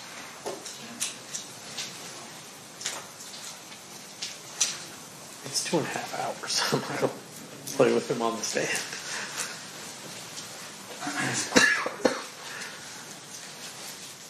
Mr. Dupree. We had some conversations here about what you did on this case. Did you ever write any reports on this? Sure I did, yeah. When you say you're sure did you review any reports in preparation for your testimony here today? I think I reviewed one report. Which report did you review? It was a DEA 6 passing the case over to Las Vegas Metro. And with regard to that report, did you draft that report yourself? Yes. When you say it's a DEA 6, is that a form? Yes. Is that a form used by the DEA agency, I guess would be the Drug Enforcement Agency? Yes. Did you write any reports on your own with regards to what you did within the LAPD, umbrella or report writing? I'm sure I did. When you say you're sure did, are you telling us today that you don't know for sure what reports you wrote? I'm saying that when you have a cold case, a lot of reports are already written. So you interview people and you do a statement on it, but the majority, this was 2006 when we started, the murders happened in 1996 and 97, so a lot of the reports were already written. So with regards to, you're classifying this as a cold case? Yes. And what is a cold case to you? It's a case that takes a long time to solve. And with regard to the cold case, which are you talking specifically about the murder here, the murder investigation of Tupac Shakur? I'm talking about what we classified Christopher Wallace case. I don't know if they classified Tupac a cold case at that time. I see. So you were part of the task force specifically on Biggie Smalls, which is called Biggie Smalls. That's why we started the task force, because of the lawsuit. All right, and you are classifying that as the cold case. Yes. So all your work would have been under the Biggie Smalls investigation, not necessarily under the Tupac case that we're here for today. Yes. And so with regard to your actions on the Biggie Smalls case, a lot of what you're doing sort of blends into, at least some of it blends into the Tupac investigation, but that wasn't your investigation. No. That was Metro's investigation. Yes. Now, on the day that we're talking about here, and this would be under the recordings that you had from the 2008 proffer, did you set those up? No. Who set them up? Probably the lead investigator, Greg Kading. Okay, and with regards to Greg Kading, you're his partner. In a task force configuration, you might peel off with one person more than the other, so I would say me and him did a lot of work together. And with regards to what he is that he's also a fellow LAPD detective. Yes. All right. And so with regards to your being, let's say not part of the task force, were you ever his partner outside of the task force?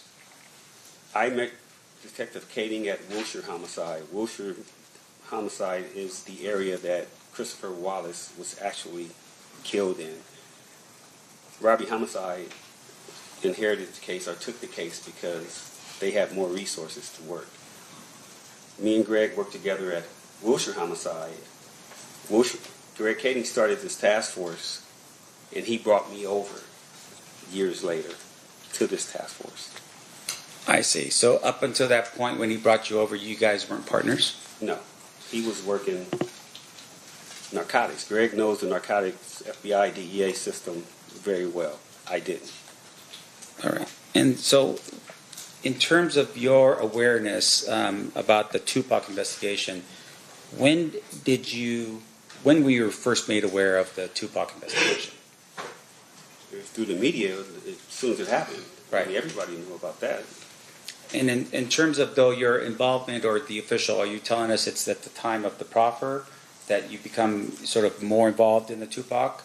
At the time that Mr. Davis offered the information that he offered is when we even thought about doing anything with Tupac. But isn't it true, though, that you actually were more aware, you actually were that Detective Long was the Metro detective on this case as early as 2004? I didn't start until 2006, so I just knew he was an investigator assigned to the case when I got there. I see. So as of 2006, you would have been aware that Detective Long was the investigator from Metro? Maybe 2006, 2007, when we decided to come out to Vegas and gather intel on the Tupac case, just for investigative reasons. Okay. And with regards to your participation in the task force, was there a name for the task force? Christopher Wallace Task Force. Okay, so it's Christopher Wallace Task Force. And you first contact Mr. Davis on, looks like November 21st, 2008. Is that about right? I don't remember the dates, but... Okay. Now, in terms of your, you're saying, though, that your review of the evidence in preparation for today's, or your reports in preparation for today's testimony just consisted of the DEA 6 form? Yes. Now, at the time of November 21st, 2008, you and Greg Kading are the ones who initially contacted Mr. Davis, right? You didn't do it by yourself. No, me and Mr. Kading. Okay, and you basically advised him at that particular point that, you know, he was potentially looking at an indictment for narcotics. Is that right? Something to that effect, yes. Yeah. And once again, you're doing this because you are targeting Mr. Davis because you believe he may have been a suspect in the Biggie Smalls murder. Yes. Okay. Now, at some point, I would assume in the future, you're going to tell all of us that he was no longer a suspect in that murder, right? That is correct. You found information that were indicating that the car that was potentially the car used in the Biggie Smalls murder was not his vehicle, maybe somebody else was there. And there were some issues with regards to his location that he wouldn't have been the one to be the shooter in the case. Whatever the reasons, I just know he wasn't involved in the Biggie Smalls murder. Okay. And then with regards to your conversation with Mr. Davis, when you had that conversation at his home, you talked about being in the, I guess, the garage of his home at Rancho Cucamonga. Is that what it was? I forget the city, but it's out east. Okay. That's where he lived at the time. And you had at some point told him that maybe he should retain an attorney to handle the issues because he was going to be dealing with the United States Attorney Timothy Seawright. You remember having that conversation with him?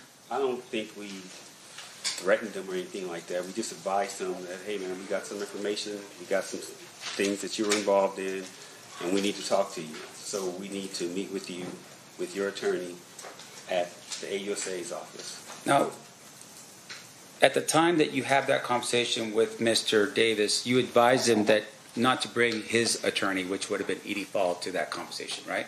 No. You advised him to actually bring this other attorney, Wayne Higgins. That would have been a brand new attorney for Mr. Davis, correct? No. I didn't even know Mr. Higgins at that time. Now, in terms of your, the meeting, Mr. Higgins shows up with Mr. Davis, and then there's a conversation between Mr. Higgins and Seawright regarding the proffer agreement, but that wasn't with you being present in the room. Fair? No, I wasn't present.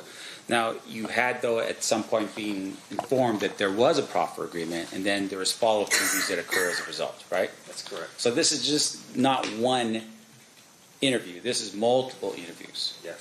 Now, can you tell us, for instance, how many interviews there were? That I was involved in, the first meeting at his house in the garage, the first meeting with the AUSA, and then the meeting at Wayne Higgins. But mind you, like I told you, I flew to New York with Mr. Davis. So we were out there for 3 or 4 days. I'm talking more about specifically the actual meetings in which you're sitting down and asking questions of Mr. Davis. 2. So that would be the initial meeting with United States Attorney Seawright in the room, and then the second meeting was, I'm sorry, at what time? That was with Mr. Higgins at his office on Wilshire Boulevard, if I'm not mistaken. I forget the date. Okay, would that be October or December 18th? 2008. 2008. Yes. Do you recall actually being involved in a meeting or being knowledgeable of a meeting that took place on December 1st, 2008? No. How about a meeting that took place on January 7th, 2009? I don't recall. No. How about another meeting that occurred on February 11th, 2009? I don't recall any of those dates. Okay. I just remember the 3 that we dealt with. Right.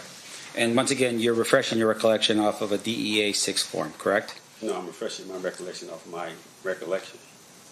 30 years later? That's right. And about 20 murder trials Right, of my own. which is amazing. Good It's job. not amazing, just doing my job. But let's just make sure we're clear. I want to make sure this jury understands that you're refreshing your recollection off of a DEA 6 form. No, I told you the DA 6 form that I saw this morning was transferring the case from the DEA to Las Vegas Metro. That's all that said this morning. All right, so this is all purely off of your recollection from 30 years ago. Well, 17, 18 years ago when we got it. The Okay. case was 30 years ago. But Right. we had it in 2006. And 20 murder trials later, That's right. you're refreshing. Okay, right. so let's keep going through it. So your testimony here is that at the time of the meeting on December 18th, 2008, you were present for that meeting. Yes. And the other people that were present for that meeting was Detective Katie, Yes. LAPD Detective William Holcomb, Yes. FBI Special Agent Bennett, Yes. I didn't mention him, but he was there. Yes. okay, and then was anybody else there present? Mr. Davis and Mr. Higgins. And then outside of those, was anybody from the United States Attorney's Office present? At the first one in 2008, I think, not in 2009. For sure, not 2009. I can say that. Okay, but I want to make sure we're precise for this jury. On December 18, 2008, was the United States Attorney present for that meeting? Yes. Now, in addition to that, the recording that had occurred and the one that you've introduced into evidence in this case, was that a recording to which Mr. Davis or his attorney knew about? Which one? 2008 or 2009? 2008. 2008? I don't know. Okay. I didn't know it was being recorded either. Sure. And with regard to the FBI special agent that was there, are you aware of what's called a 302? Yes. What is a 302? It's a report, an information report that they write out, kind of like the DEA 6, kind of. Yeah. And then in terms of how the 302 works is they don't actually record information with a recorder. They actually just write things down into the 302, right? That's correct. In this particular case, was Special Agent Bennett aware that there was a recording? I have no idea. Now, in addition to that,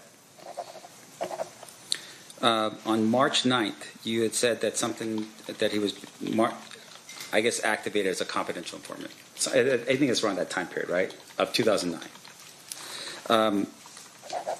Between what time periods did Mr. Davis give information to LAPD as a confidential informant? Do you remember?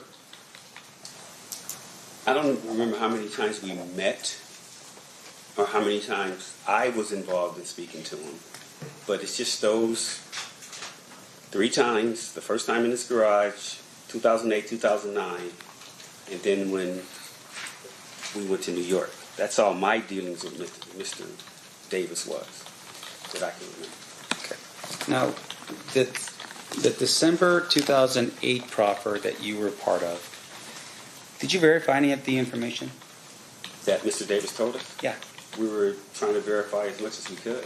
Okay. That's why Well, we tell us put it the in there. efforts. No, I'm sorry. Can you tell this jury the efforts that you made to verify the information that he gave you in 2008? Flying to New York to try to get the relationship with Zip, Mr. Martin, because he was involved here in Vegas with the murder and the large sum of money that was supposed to be given to Mr. Martin to give to Mr. Davis. So that's why we flew to New York, to try to get that whole thing going. Right. And based upon your efforts in New York, were you able to verify that any of that information to be true? No. Now, in addition to that, there was other information that Mr. Davis gave up in 2008 in December. Did you verify any of that other information to be true? I don't think any other information that he gave us was anything except the murder of Tupac. Sure. Did you at any point verify, for instance, the people that he identified in the vehicle? No. You are aware, of course, that some of the people that he had identified in the vehicle were still alive in 2008, right? One was. Who was that? That was Terrence Brown. Okay. Did you ever verify that Terrence Brown was in Las Vegas at the time of the murder? He never got a chance to. Why not? As I said, our first course of action was to tie in Mr. Combs, the money, and work back from there. So you fly to New York, it's a bust, you fly back, and then you never follow up on what happens with regards to Mr. Brown? Not, well, I didn't. You're part of the task force. Yes. Do you know if anybody else on the task force verified that information, that Mr. Brown was in Las Vegas at the time of the shooting? No. Now, in addition to that, we talked a little bit about the type of scenario that Mr. Davis is in, right? He's being targeted as a potential suspect in a Biggie Smalls murder. You develop information about him being a drug dealer, right? Yeah. And you had said, I think how much time was he looking at? Life sentence? I think so, yes. Right, pretty heavy sentence, right? Yes.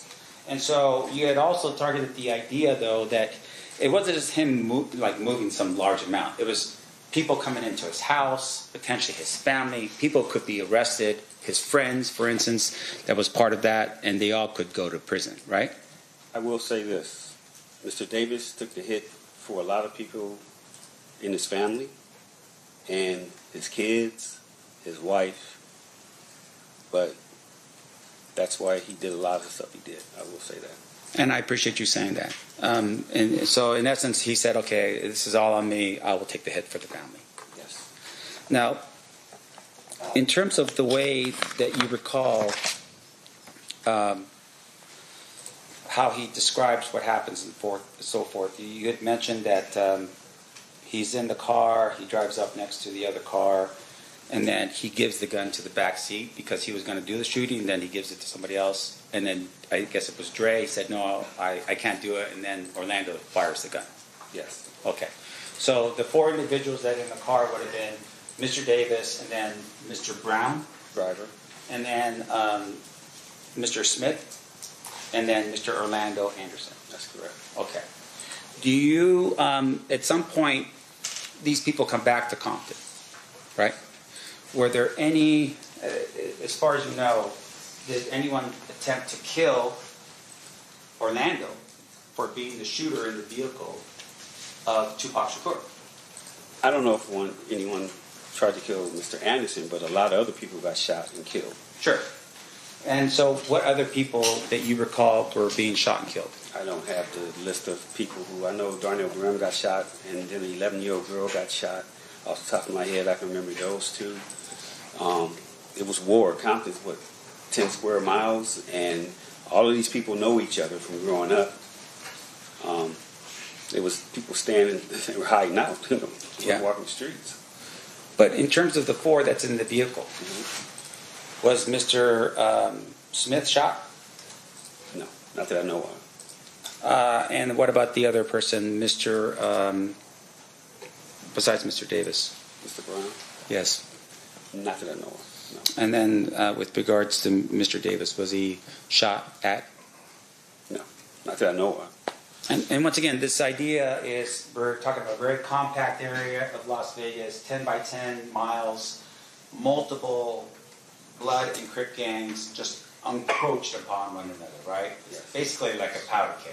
Street by street. Right. And in terms of retribution, pretty clear this would be an immediate thing because Tupac Shakur was shot and killed. Yes. And Death Row Records, as a member of the Mob Piru, would have been definitely out for blood on that. Yes. But none of those four individuals were shot at. No, not that I know of. Yeah. And in fact, just to make sure I'm clear, Orlando Anderson was actually shot and killed probably about a year and a half later, right? Unrelated, yes. Yes, and it was unrelated, meaning that people that he got into a gunfight with was actually other Crips, Yes. right? And it was over money, as far as you can recall. Yes.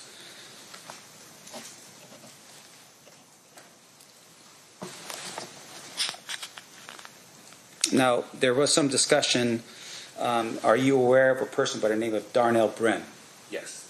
Darnell Brim is, and I think there was some discussion about there was two different sets in the Southside Crips.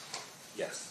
One set was the Burr Street set, Correct? and that would be Burr Street where Mr. Davis lived on, Yes. as well as members of his family and so forth, right? Yes. The other set was the set that Darnell Brim was in charge of. From what I hear. I never worked Compton PD, but from what I hear, yes. Okay. And with regards to Mr. Brim, he was killed pretty much immediately after the shooting of Tupac Shakur. Mr. Brim is still alive as far as I know. Oh, you're right. He was shot, though, right? He was shot. And then he went to prison for some unrelated matter, something to do with drugs. Yes. Okay. Now, in terms of Mr. Brim, was there ever a conversation with Mr. Brim to determine or have questions asked with regards to Tupac Shakur? When we started, again, I started in 2006. Those questions would have been initially asked of Mr. Brim when he was shot in 96, 97. Those types of things we could have gotten to, but like I said, our first course of action was to solidify where the money came from. If Mr. Combs was involved, and was Mr. Davis telling the truth about being paid for the murder of Tupac Shakur. And outside of that, any additional sort of boots in the ground discussions or investigation in Compton was handled by somebody else? The initial, the preliminary, right? And if we would have gotten to that, we probably would have talked to people, but I'm sure that they were talked to already. This is on a Fed level trying to get a RICO case against people. Okay, this is a whole different level of Compton. Sure. This is FBI, ATF, DEA. This is trying to solidify that Death Row Records and was built on narcotics and Bad Boy Records. Now, you don't understand this, but I'm from the hood. Everybody knows it was. Okay? Everybody knows that those record companies were started with the sales of narcotics. So the feds were looking at a RICO. We cared about the murders. So this was chasing the money. This was chasing Sean Combs to see if he was involved with, the hit on Mr. Shakur. And so once you determine that, he's given information not because of Biggie Smalls, but rather because of Shakur, you never once reached out to Metro at that time to say, hey, Las Vegas, you guys are the ones in charge of this murder. Come down to have an interview with Davis?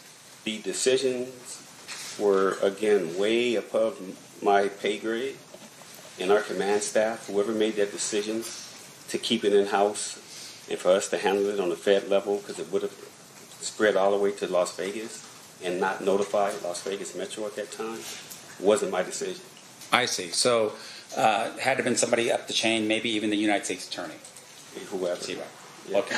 That's not your call to make. No, I'm just a soldier. Okay. Right. I appreciate that. Now, in addition to that, sir, your in terms of the information we're talking about here, at some point your other LAPD detective leaves the LAPD. Greg Cady. Yes. In 2011, I think. And in 2011, I believe he publishes a book.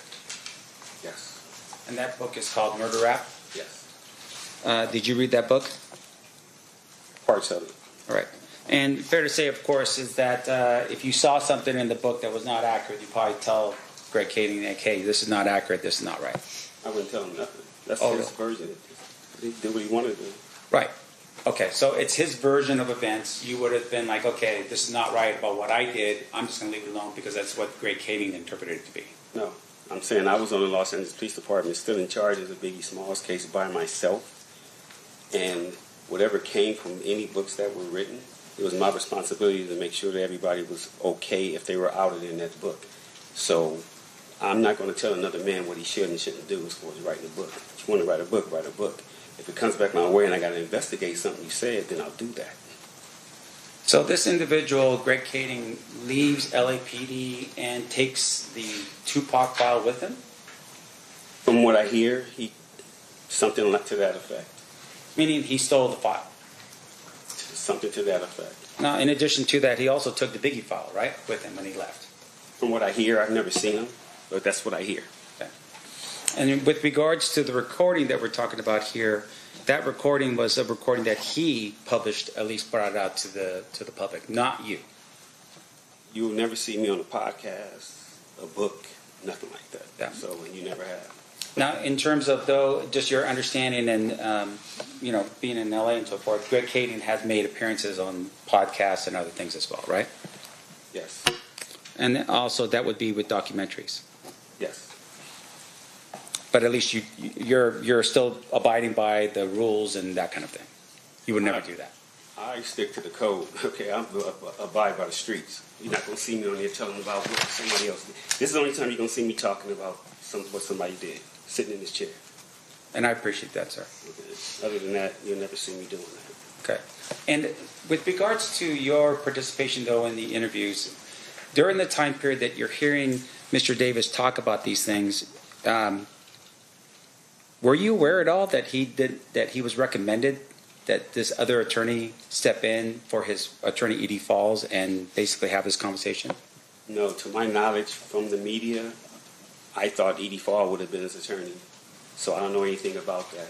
Again, that was way above my, whatever I was doing there. I don't know who made that decision. I never talked to Mr. Davis. I didn't know Mr. Higgins at that point. Okay. So, Were you aware that when Metro was finally notified? yes, When was that? the 2009 interview. Yes, sir.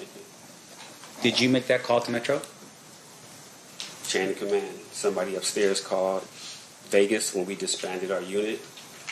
Our case was going back to our DA. Las Vegas Metro, they were going to take over their case. So somebody in our chain of command reached out to somebody in Metro, I guess, and said, hey, we got some information for you. Somebody needs to talk to you about Tupac. I knew Detective Dan Long. It trickled all the way down to us. Either he called me or I called him and set up the interview. Did you tell Detective Long when he appeared here in LA for the interview with Mr. Davis that he had given a proffer in 2008? Yes, I think he was aware of what we had. Unfortunately, he was aware of what we had done to that point, yes. Meaning that if you had a conversation with him, say, hey, by the way, there was a proffer in place in 2008. Here's the information. I'm sure I did. I don't recall if I told him immediately or whatever, but he was aware that we had been dealing with Mr. Davis. So, and once again, that proffer agreement between you, the government, or the various people of the task force plus Mr. Davis, up until that point, there was no violation of that agreement, right? Not to my knowledge, I don't know. Right, meaning that, for instance, Mr. Davis didn't do anything that would say, hey, you violate the terms of this agreement. No, I never used that term with him because, no. Right, but at the same time, your higher-ups felt at this particular point, yeah, give the information that you just learned about Mr. Davis from 2008, give that to Metro, right? Yes.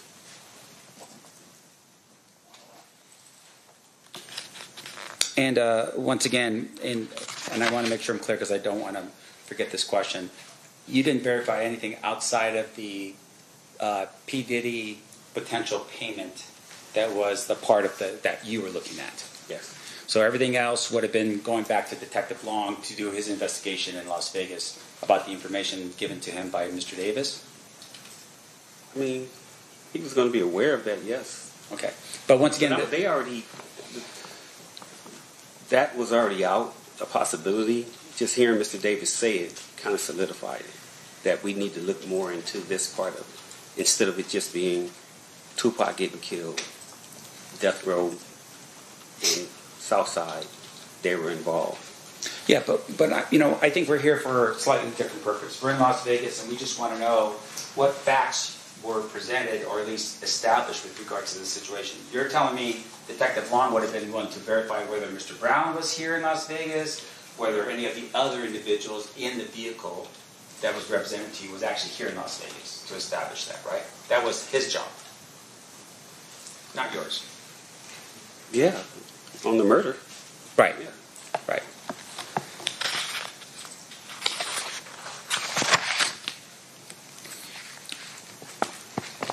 Now, there were some activity that happened in Compton. I just want to make sure I'm clear. You weren't part of any of the investigations in Compton with regards to the gang issues and so forth. You weren't part of that. No. That would have been somebody else from Compton. Compton and Metro and whoever else. Okay. You know, I just have one quick. Yeah. Court's indulgence, sure.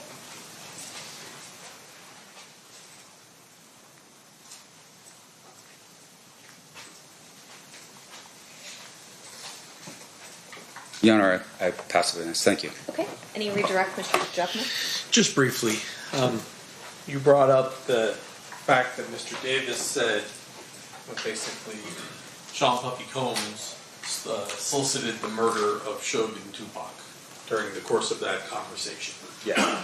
Did he tell you where that conversation occurred?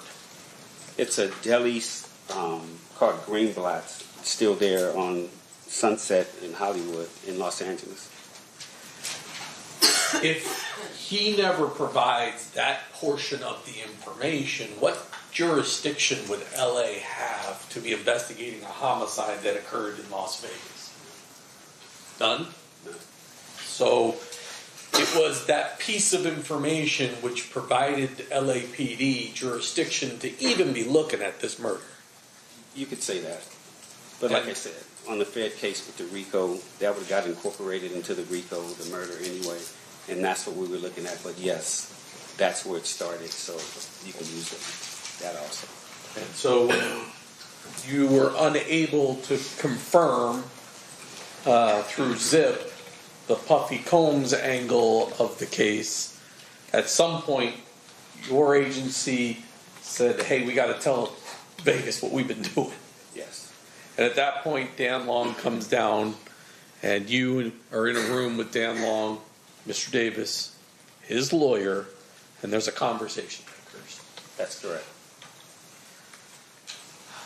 At that time, the only person left alive in the vehicle was Terrence Bubba Brown, right? Yes.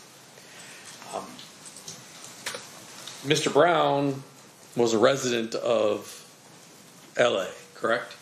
Correct. And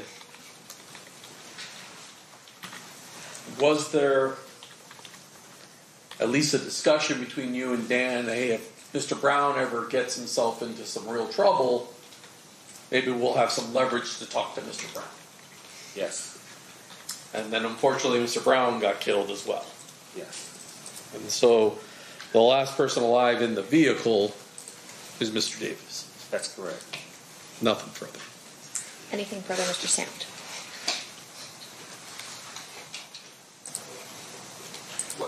Okay, so what investigation with Mr. Brown are we talking about? You wouldn't be able to verify information about where he was, whether or not he was in Las Vegas, right? You're saying? You, with Mr. Brown? We wouldn't be able to? Yeah. We could have, I guess. Right. We would have got to that, yeah. Sure. And with regard to that, you didn't make that effort while he was still alive.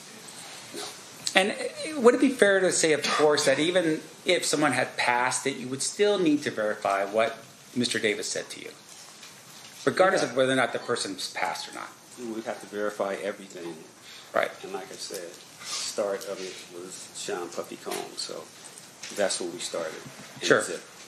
And your focus is a little different, but in terms of the actual murder of Tupac Shakur, information with regards to, you know, these other individuals in the car, that would have been given to Metro to handle here in Las Vegas. Yes.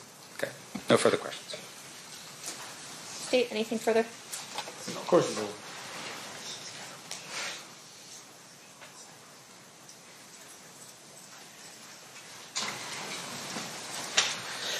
Yes, one follow-up. In your 34 years, 20 homicide trials, ever made a case on a guy confessing to a homicide? Yeah, I've had a couple confessions. Yeah. When you were talking to Mr. Davis and he's telling you what he's telling you, did you have reason to doubt his version of events as it relates to the homicide itself? I didn't think Mr. Davis was lying because he put the gun in his nephew's hand. And if anybody knows anything, from what I hear, Mr. Orlando Anderson was the man besides Keffe D in that neighborhood. He was the prince, and his family loved him. I didn't think that Mr. Davis would put the gun in his own nephew's hand, dead or alive, and put that smut on him unless it was true. The person that killed Tupac, well, in the neighborhood, he's a hero. In the world, he's a villain. So I didn't think Mr. Davis, me personally, would do that unless it was true with his own nephew, because I know he loved his nephew. They all loved Orlando. And so that particular fact, knowing the culture, and now it's 2008. I mean, let me ask you this: was Tupac Shakur larger than life after death? Yes, but had he would have been legendary if he lived. Right. And in 2008, he is legendary at that point. But he's dead. And if it gets out that Mr. Davis has said his nephew pulled the trigger, would there be consequences for his neighborhood? I mean, just the way it looks, him being a hero, meaning Tupac to the world, and then this gang, like I said, in the streets, in his hood, Orlando wasn't looked at that, but people are going to always say the Southsiders, the ones who killed Tupac, Nipsey Hussle, all these people who were like that. That's what comes with that. Now you could wear a badge and act like it's something in your hood, but in the world, that's not a good thing to be, remembered as or thought of as a person that killed Tupac, even though what happened to Mr. Orlando Anderson wasn't right. Thank you. Nothing further. Anything further based on that? Yes, Your Honor. So I just want to make sure I'm clear. You go to Mr. Davis because he's the target of Biggie Smalls' murder. Yes. You interview him, and at some point in the future, you determine that Mr. Davis is not involved in Biggie Smalls' murder. Yes. While you're in the room showing him the information that you have about the drug aspect of it, a life sentence potentially, and everyone in his family or people in his family and friends potentially getting all in the middle of that with all kinds of problems, right? He decides to take the hit, as like you said, right? And instead of saying, hey, I don't have anything about Biggie Smalls, which you now have confirmed, he had nothing to do with Biggie Smalls, so he had no information. He says, I actually have information, and Orlando Anderson is one of those people, right? And at the time he says it, Orlando's actually dead, right? And people in the community of Compton had all had this sort of thing going on that potentially Orlando Anderson was involved in the murder of Tupac, correct? Correct. So that information was available to Mr. Davis when he gave you that information, right? Yes. But once again, you were targeted for Biggie Smalls, and there was no information that would say he was involved in Biggie Smalls, so he couldn't give you any of that information, right? No further questions, Your Honor. Anything further, Mr. DiGiacomo? Okay. I've lost track of how many redirects we're on, so. Sorry. All right. You're okay, guys. Any questions from the jury? Looking at that side of the box? No? Okay. Oh, we do have one. Okay. We have a few.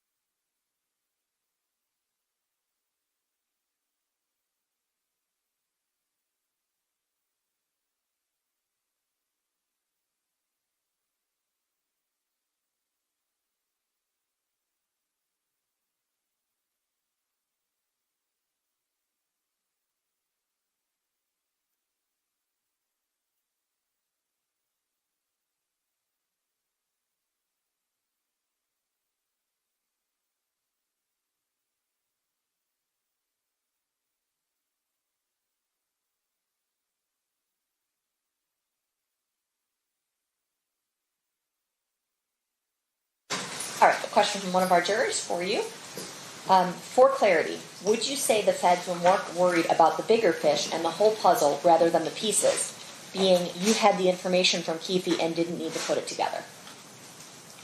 Yes, they were worried about the bigger picture, but this is 2006, and the smaller types of investigations on both cases had already been run to ground. You needed to come with a different type of investigation to try to see if you can get it. So that's why Detective Kading, the LAPD, that's why he brought in the FBI, ATF, DEA, other agencies to all help to try to solve both cases. Once we found out what Mr. Davis had said. It was Biggie Smalls at first, and then it went to Tupac Shakur. Okay. Any follow-up questions based on that, Mr. DiGiacomo? No. Any follow-up questions based on that, Mr. Sanders? No. Okay. You faked us out again. All right. You are free to go. Thank you so much, Mr. Dupree.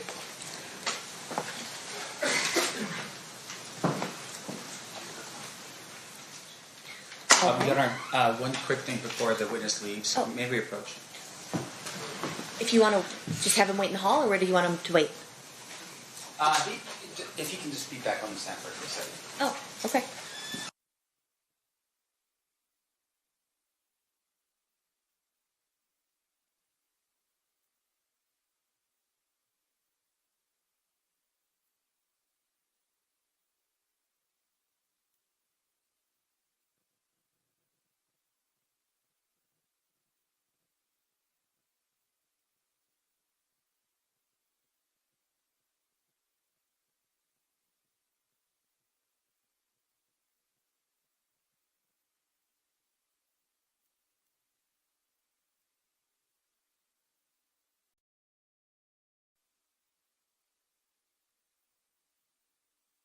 Mr. Dupree, as you discussed earlier with the parties, you may be subject to recall in this case, but it would be okay to do it via Zoom. If you could refrain from, you're ordered not to discuss your testimony with anyone else in this case until you are released from that potential recall. Okay, thank you. You are now free to go. All right, State, what did you want to present next? Well, we're going to start the 2008 statement, so we fill up the rest of the day. Okay. But we have at least one witness tomorrow, so we'll call that witness tomorrow and then probably continue on the rest of the day with the rest of the statements. Does it make sense then?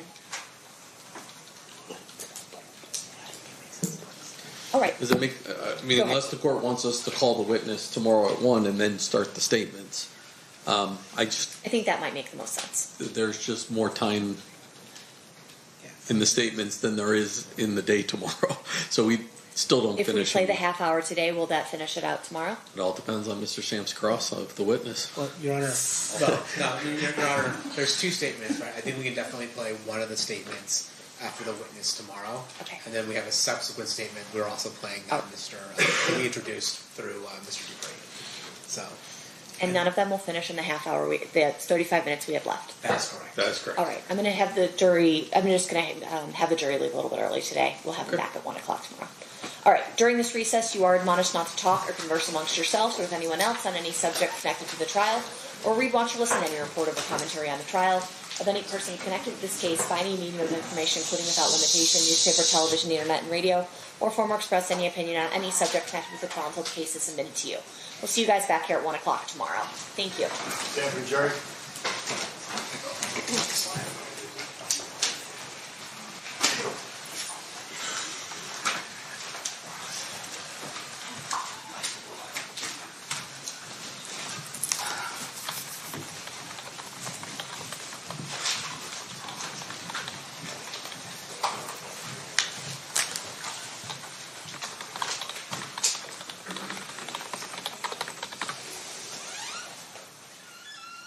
For the record, the jury has exited the room.